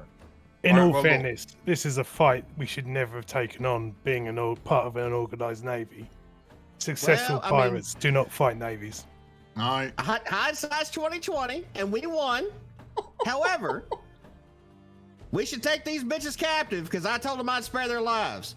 Now, All right. life in captivity is not killing them. It sucks for them, but it's not killing them. And who's going to keep them in captivity? Oh, we can put them in slave labor in Hightown. I mean, you've They got can a help point rebuild the there. fucking town under guard. That's not a bad idea, if I do say. I mean, High Parts itself is certainly in need of labor. This campaign just took a dark turn, chat. Not wanting to play devil's advocate, but if one of them gets word out on a I hear you, Frank. transport ship, I you hear you can't 100%. defend against the navy. While this conversation's going on, Hazel's gonna Hazel's jump on just top fucking of this murdering guy. motherfuckers, yeah. No, she's gonna jump on top of this guy in front of her and say, "I want to hear you scream. Scream as loud as you can, or I'm gonna stab you." You just hear this. "Ah! Ah!" It's pretty loud. Well- Go on. No, good. Good. No, good. Bogda, Oh, it's all right. Look, someone just McCullen or sorry. Bogda turns to Booga. Look, just fuck it. She'd be unsupervised. Go do something about that. We'll carol them up and we'll have a crew discussion on what we'll be doing with them all. All right. Mitch all is right. like, Garbash, deal with these. I've got a midget to pummel. All Okay, right. well, Mitch has them. So, Captain Frank, I understand where y'all are coming from. I really do. And ultimately, Captain, it's your decision. So I will abide by whatever decision y'all make. You're the better tacticians than I am. No. But hang on, but you've given them your word, Yeah. and but, I'd be I'll betraying pissed. me. I'll be Aye. pissed, but I will follow A your rogue lead. of talent is always No, welcome we among don't. us. And All right, from well, what let's I've get heard, them all you together are in a big skilled indeed. pile on the Hydrophus, and then we'll have a discussion amongst the crew and come to an accord. All right, that's fair. Dave While Rock. this is happening, Mitch I grabs appreciate that, buddy. Hazel 15 by months. Oh, we the did it head, now. hand on either side, and just lifts her off the ground. What? They said to kill them all. What are you doing? What did I fucking tell you to do? But the But what? captain said. But the captain said to send him to deep in the kill them all. Okay. That's. And with that, Mitch headbutts her.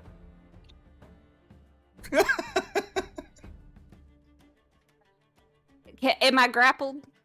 Yeah. Can I disengage? Can I uncanny dodge? I will allow you both to roll an opposed dexterity or strength check. I would say strength check for grappling, dexterity check for getting away. I'm using my fucking. Oh. Get fucked. Oh. Hazel managed to just slip away at the last minute. The incoming headbutt. He's like, Mitch, just calm down. I was doing what I was told. No. You misinterpreted what you were told. My bad. I may have killed someone. Mitch just cracks his fingers. He's like, "Oh, by the gods, give me fucking strength." It was just one person, though. If anybody dies, I'm gonna fucking gouge your eyes out. You understand that, right? But somebody already has.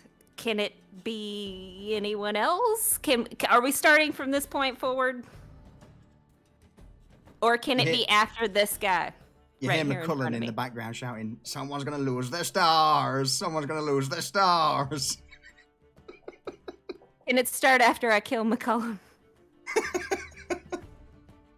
Arvid, here, hold this, and I pick up Hazel by the scruff of the neck and throw her at Arvid from the bear hug.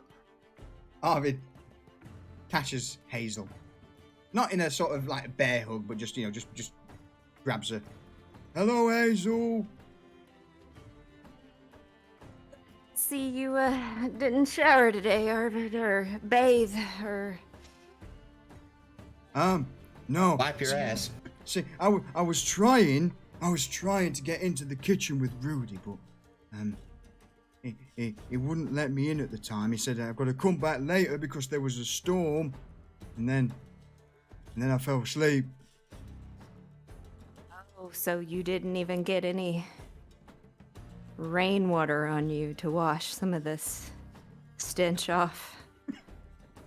And Arvid just smells like elderflower to me. Sure thing. As this is going on, you hear Barker. All right, bring the captives aboard the Hydrophus. We're having a crew meeting. And he begins to ring the bell just outside of his captain's quarters. A rogue of talent is I use always bow and welcome hooks to bring among the us. ships closer so And from everybody what can I get have across heard, and stuff. you are skilled indeed. To bring like all the ships like in really close order, so there's no accidents. Eat my ass. Let me just move that out of the way so I can actually click on the Hydrophus. Is he those scobs? Wait, was that a knock at me?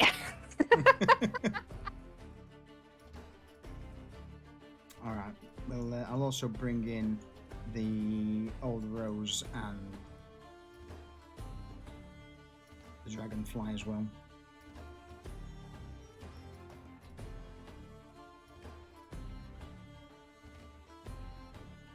All right. So over time, the various members are captives are brought onto the Hydrophus and are assembled on deck. So I'll let you guys position yourselves wherever you want to be. There's still the captain on the other ship. So it's Itch, am I allowed to come aboard? yeah. I assume Arvid carried you. Yeah. Oh, okay. He's still Arvid carries you aboard and then sets you down next to him. There you go. Safe now. Back on board. Back home. Thanks, Arvid. You're welcome. All right. For their ship surgeon to come out as well. Ah. Because some of these guys are in a bad way. Yes, they are. All right. Gazef. So, Gazef emerges from below deck at Mitch's call. Oh my, oh my, oh my, oh my. What a beautiful selection of gentlemen we've got here. Seems you've certainly done a number on them. Yeah, can you do us a favor and make sure they don't die? Okay. All right, everyone, strip down. Show me what you've got. And Gazef begins to slowly go over each member of the captured crew, and tending to any wounds, and, applying healing balm to some of the more serious ones, and stabilizing everyone there so that they're no longer at death's door. Let's change his name.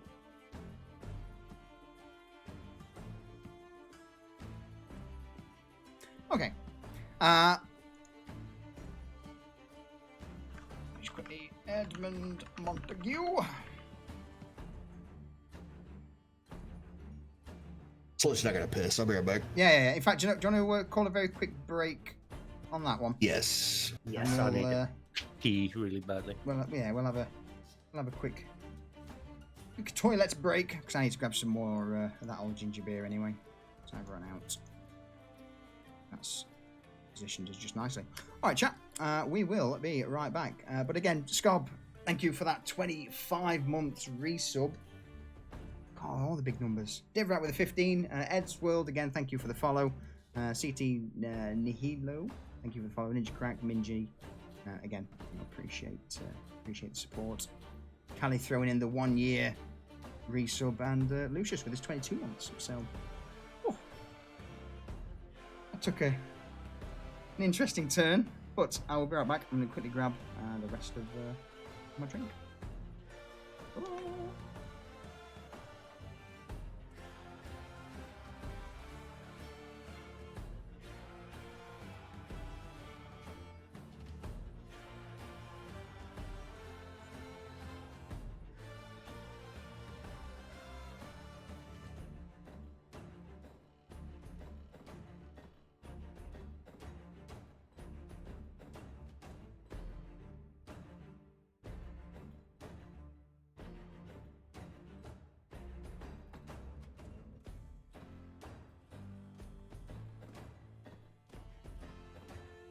All right, bad news is I've run out of cold ginger beer. I've only got a warm one left, so we will try a slight twist of Lee's concoction, of Frank's concoction. Frank seems to be very much of the apple juice and rum. It's a taste sensation. It is. Do you know what? It genuinely is a taste sensation. But sadly, I don't have any apple juice, so we're going to try the orange juice. It'll be okay, but it won't be as good as apple. No. Because to say my other ginger beer is definitely not old at the moment. Was that orange juice? It was. On the plus side, I'm certainly staving off scurvy. So, heaven help me to our desktop. Cheers. Only at 5 a day.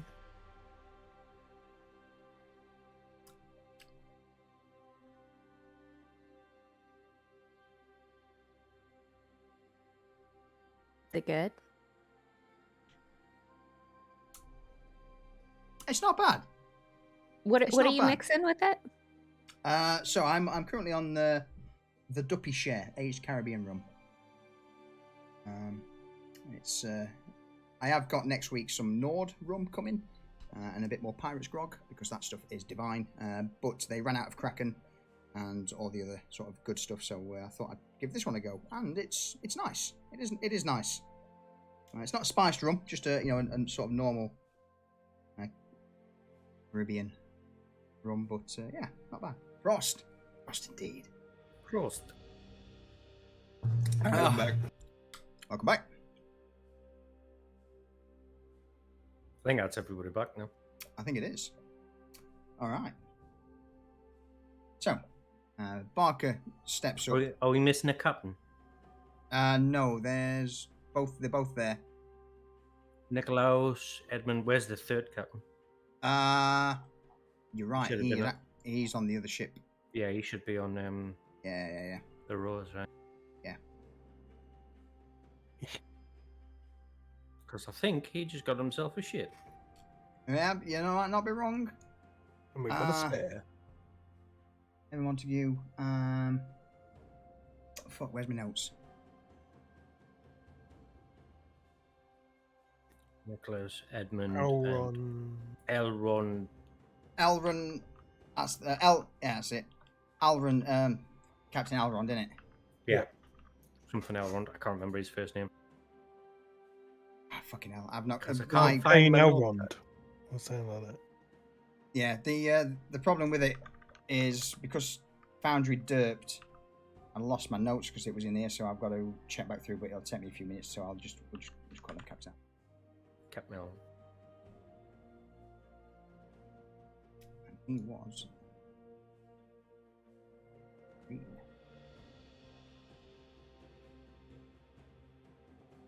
All right. Elrond, Montague, Astoff, Barker, done. Oh, Deso, it's not bad. It's not bad at all. But bear in mind, this this rum's not a very it's not got that sort of strong ethanol taste to it, so it's all right. Not great. Anyway, Barker looks around at the captives who are now bound on deck and sighs. All right. So, ladies and gentlemen, boys and girls, I am open to ideas. Obviously, these vessels... And he turns to the captives. These vessels now belong to us. And you all better thank this man behind me. And with a thumb, he points over to Booger. For ye lives now be spared. But that still doesn't absolve ye or give to your freedom. So, obviously you're all part of the Athcatlan Navy, and ye certainly be not someone else we want to piss off. Gods be damned, we've already got enough people chasing down our arses on the waters. And with that, Barker motions to the rest of the crew for opinions and thoughts. Hazel raises her hand. Aye, Hazel. I liked what you said at first, but if we keep them, can I have one? You know, like to do chores and stuff. Barker looks at all the captives, and those who are on board the starboard ship look at Hazel with fear in their eyes, shaking their heads. Please no. And I'll point to like the scaredest one. I'll take that one. All right, next idea, please. How about we split them 50-50 and become part of our cruise? Oh, press gang them into service. Make them swear on the Black Marque. Part of the pirates' code. Not a bad idea if I do say so myself. I mean, Bugger gave his word, so I want to see these guys live, right? Aye. Booger, any thoughts? I mean, I'm fine with that, Captain. You heard my idea. Alright, so Frank, anything you wish to add? No, I think I've said enough. Alright, so basically then the options available to us is we press gang ye into service. And with this, he addresses the men who are captives. We press gang ye into service to become part of the Black Marque and the various other ships of high part. Or we cut ye loose, desert ye on an island of our choice in Corin. Or ye return to high port and ye all work. It'll be hard work, laborious, and ye build the town up. But at the end of it, you'll see your freedom.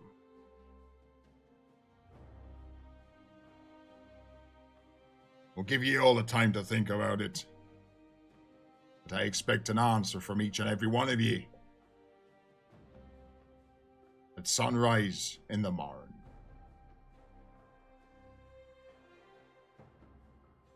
Barker glances around to the rest of the crew.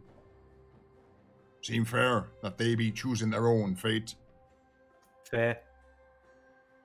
I'm good with it, Captain. No disrespect, Captain, but you didn't give them the option to. All right. Look, if any of ye want to become the God be damned, the secretary of our little halfling lass here, then the option be ours. Thank you. Barker tips his hat towards Hazel. It's got to be some sort of kink thing, right? I mean, you never know. One or two of them might like getting stepped on by a small lass. It's the in thing I've heard from Waterdeep. A masochist lolicon. Is it any you, 10? A masochist lolicon? Does that mean I get to step on them as well? No, Garvash. Yes, we will share them, Garvash. Oh. It just got weird. Callie, if you want to. Oh my god.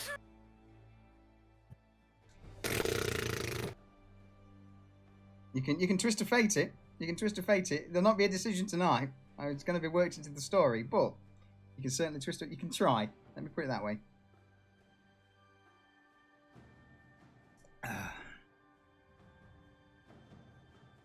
All right. Oh, I hope this goes through. All right then. So, with that, we'll split up the crew into the various ships. Might I just have a second, Cap? Aye, of course, Frank. I hop. The I deck hop be down. yours. Are any of you religious people? They all begin to look at each other, and one of the men at the rear raises his hand. I mean, yeah. Why?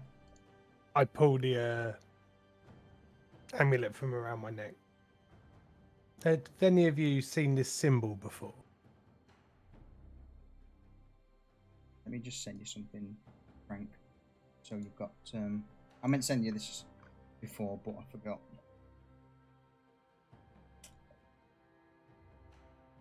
Thank you. That's roughly what it looks like. It's a little bit more,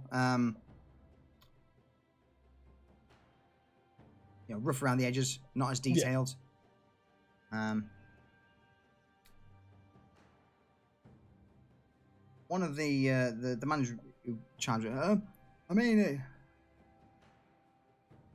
it just looks like a little bit of a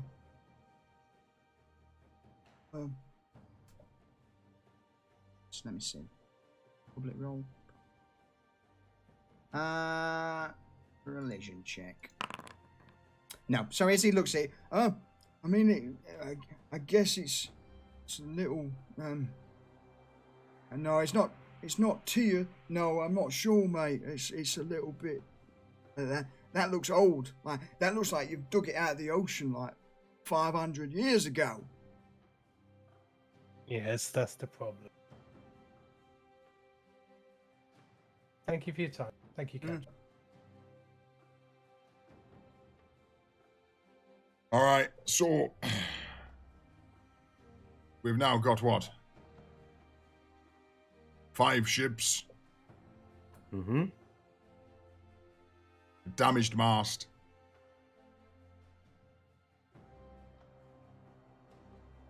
And I know that the Dragonfly alongside the Red Rose taking a bit of damage.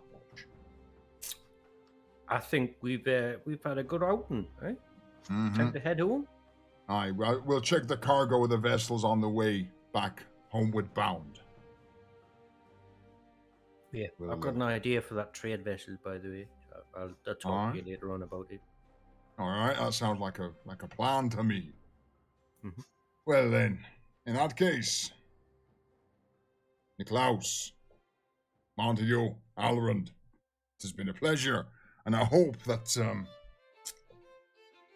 the good fortunes continue onwards. I'm afraid you are too late to save this. Also, Alron, we've got a ship for you, mate. And he points to the. Is it this one above us? That's the armed brig.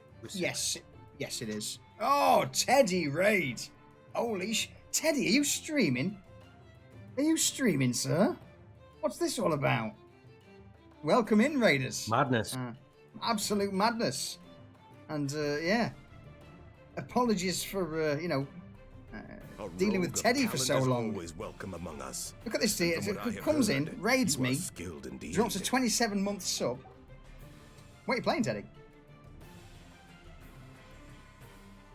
Cheers, by the way, mate. Cheers. So for those who've just joined, we're actually coming to the end of roughly of our session now of Dungeons and Dragons. But yeah, me and Teddy go back. We go back a few. Oh, enlisted. We need to have a proper catch up with enlisted at some point. Don't we, Lucius? Yes. All right.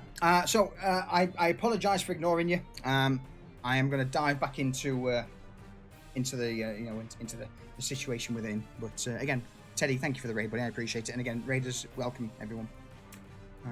You can listen to me make silly voices for the next God knows how long. So with that,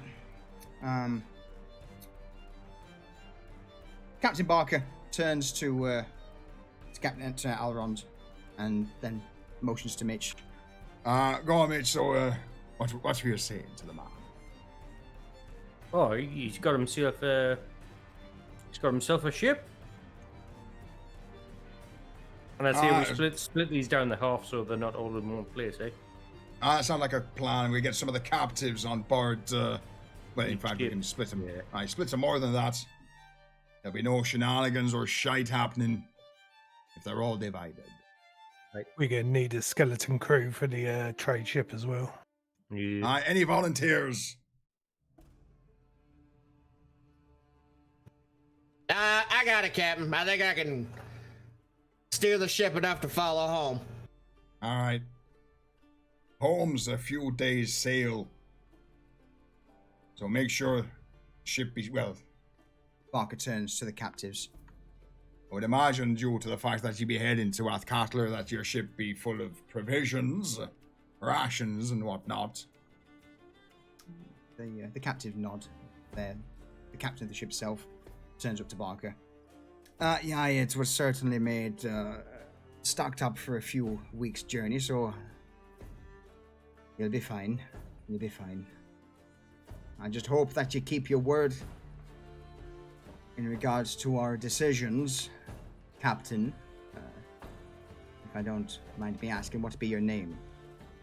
Well, I be Captain Victor Barker, and this here be the crew of the Black Marque. Go on, boys and girls, introduce yourselves to the man. Mitch, Quartermaster. Pleasure. Booger Jackson, asshole, pie-eating champion, arm wrestling champion. You're welcome. You hear one of the captains. Did they say pie-eating champion? True story. What sort of pies? Like meat pies? No. Cream pies? Fruit pies? and the pies between the ladies' legs, you know? You just hear an audible groan from various members of the crew, and Glade, who's in the crow's nest above Booger, just leans over and just launches a lead ball down towards him.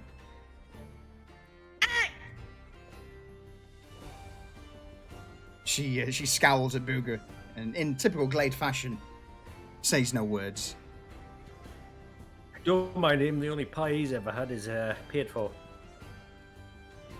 Hey, just because I pay... Never mind. Never mind. I cast minor illusion of a thumbs up in front of Glade's face. Glade turns to Frank and returns the gesture. She offers him a thumbs up from the crow's nest. Niklaus turns to the rest of the crew and the other captains.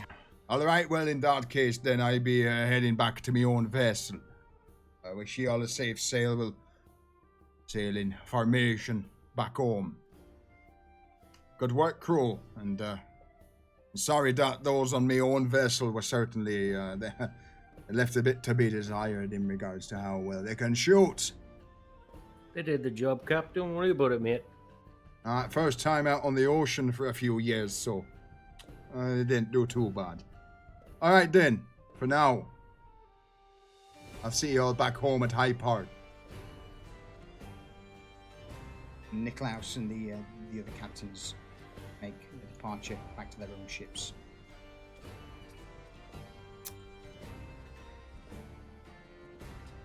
And on that, I think, ladies and gentlemen, that's probably. I mean, what are we going? 4 hours, 15 minutes. That's probably a good point to call it. Yeah. Definitely. So, next session, you will have made it back to Highport for full repairs and whatnot. So, don't stress too much about that. Okay. Anything anyone wants to add before we begin to close out for the day? No, we'll just make sure that Bugger's got enough crew to crew the ship. So probably some more of our veteran crew. to Yeah, help I'll out take Bugger. Okay. McCullen. Yeah, some McCullen. Who else? Check my notes. Check me notes. McCullen, Garvash, Osric. Osric, Glade. Graydon, and Glade. Yeah, Okay. Skeleton crew. That should All be off enough. the top of my head. Because And we've got like Okay. 13 fresh to crew our ship. So yeah. Sorry, Hazel, go ahead. Hazel's gonna spend her time, until the next session with the prisoners, trying to convince someone to to be her assistant. There's like 2 per ship, so you just gotta bounce around the ships. Yeah, I mean, she's desperate. She gets in trouble enough. She needs someone She needs a to fall do guy. her bidding. Yeah. You can't have a whipping boy. I mean, if they agree to do it, I'll treat them real nice. Rudy in the kitchen. Now, Hazel, you ain't gonna find anyone who's gonna serve you. They'd be What? absolutely mad in the heads to want to do that. Why would you say that? Because you're a fucking psychopath. I'll show you, psychopath. 100% psychopath. It's not Hank Hill, Divrek. That's his attempt to mock Booger. My name's Booger Jackson. Does this kitchen run on propane? Uh, I Charcoal. sell propane and propane accessories.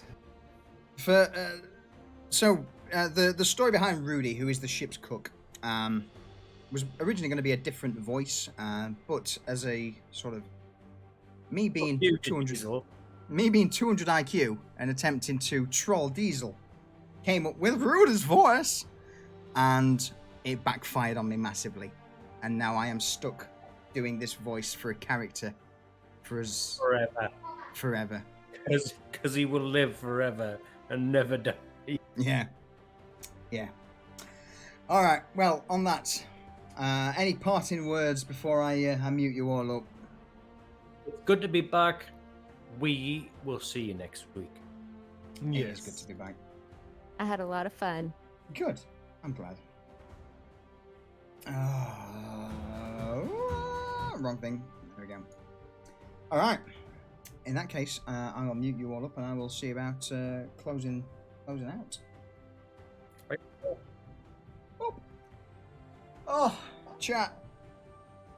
Oh man, I am roasting this hat. Look at that red band there. Jesus. Yeah, me too, Enders. It was severely missed. Glad to be back into the old D&Ds. It's been far too long. All right, let's get rid of that to throw on the Black Marque, and we shall see who is streaming.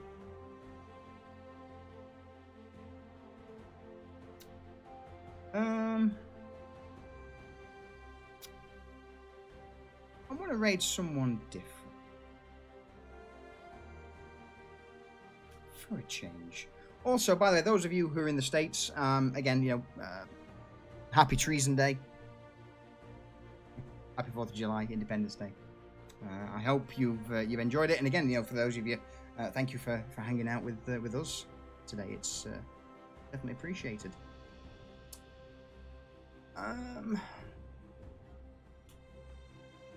Love you, Sneeze. Happy Britain Retreated Day, Div, right? No Riz Jump. Enjoy your fireworks. In fact, I've got the perfect emote for this. I've got the perfect emote for this chat. Only a temporary one until I find something better, but...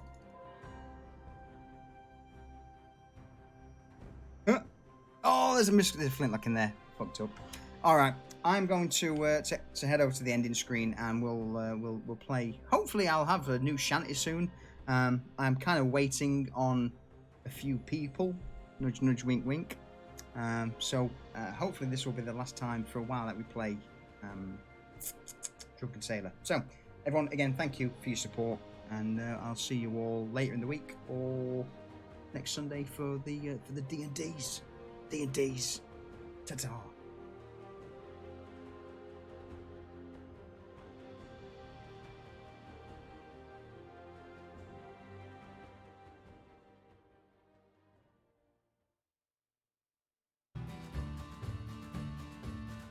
Fuck to that intro. Never mind. Enjoy, chat. We'll find someone to raid.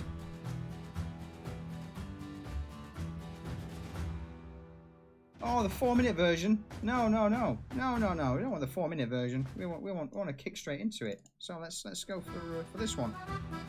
Yeah. All right, everyone. See you all soon. Ta-ta for now. What will we do with a drunken sailor? What will we do with a drunken sailor? What will we do with a drunken sailor? Early in the morning, way hey and up she rises. Way hey and up she rises. Way hey and up she rises. Early in the morning, shave his belly with a rusty razor. Shave his belly with a rusty razor. Shave his belly with a rusty razor. Early in the morning, way hey and up she rises. Way hey and up she rises. Way hey and up she rises. Early in the morning. I mean, maybe we can do... You know what? Yeah, let's do this instead. Not the whole crew. It's not the whole crew, but we'll play this one.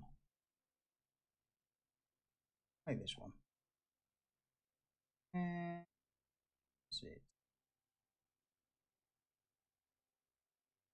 All right, chap. We'll find someone to raid while I'm playing this. That's all for now.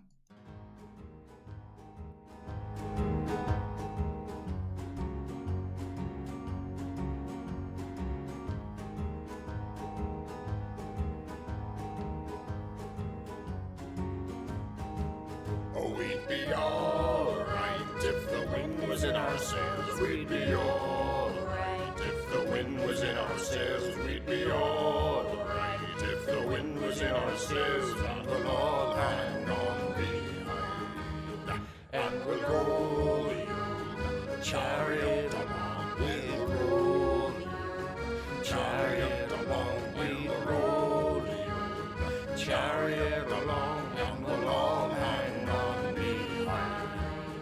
We'd be alright if we make it round the horn. We'd be alright if we make it round the horn. We'd be alright if we make it round the horn, and we'll all hang on behind, and we'll roll the old chariot along. We'll roll the old chariot along. We'll roll the old chariot along, and we'll all hang on behind.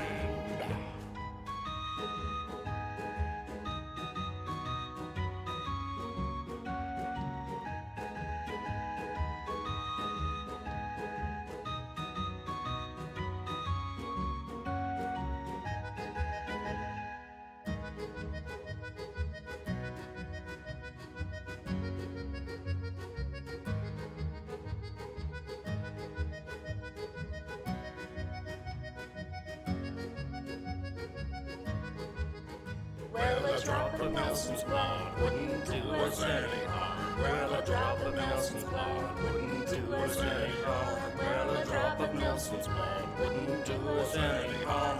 And we'll all hang on behind, and we'll roll the old chariot along. We'll roll the old chariot along. We'll roll the old chariot along, and we'll all hang on behind.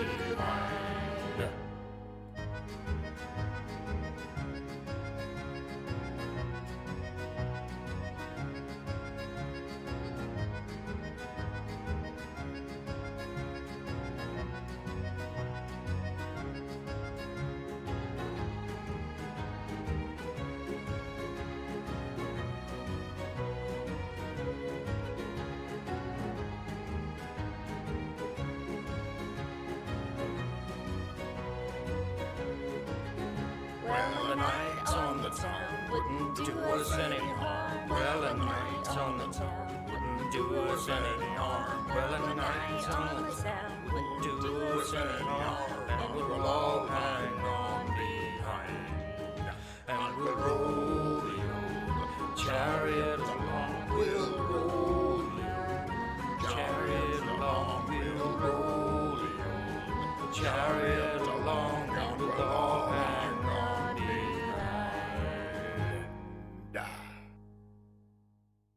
Oh,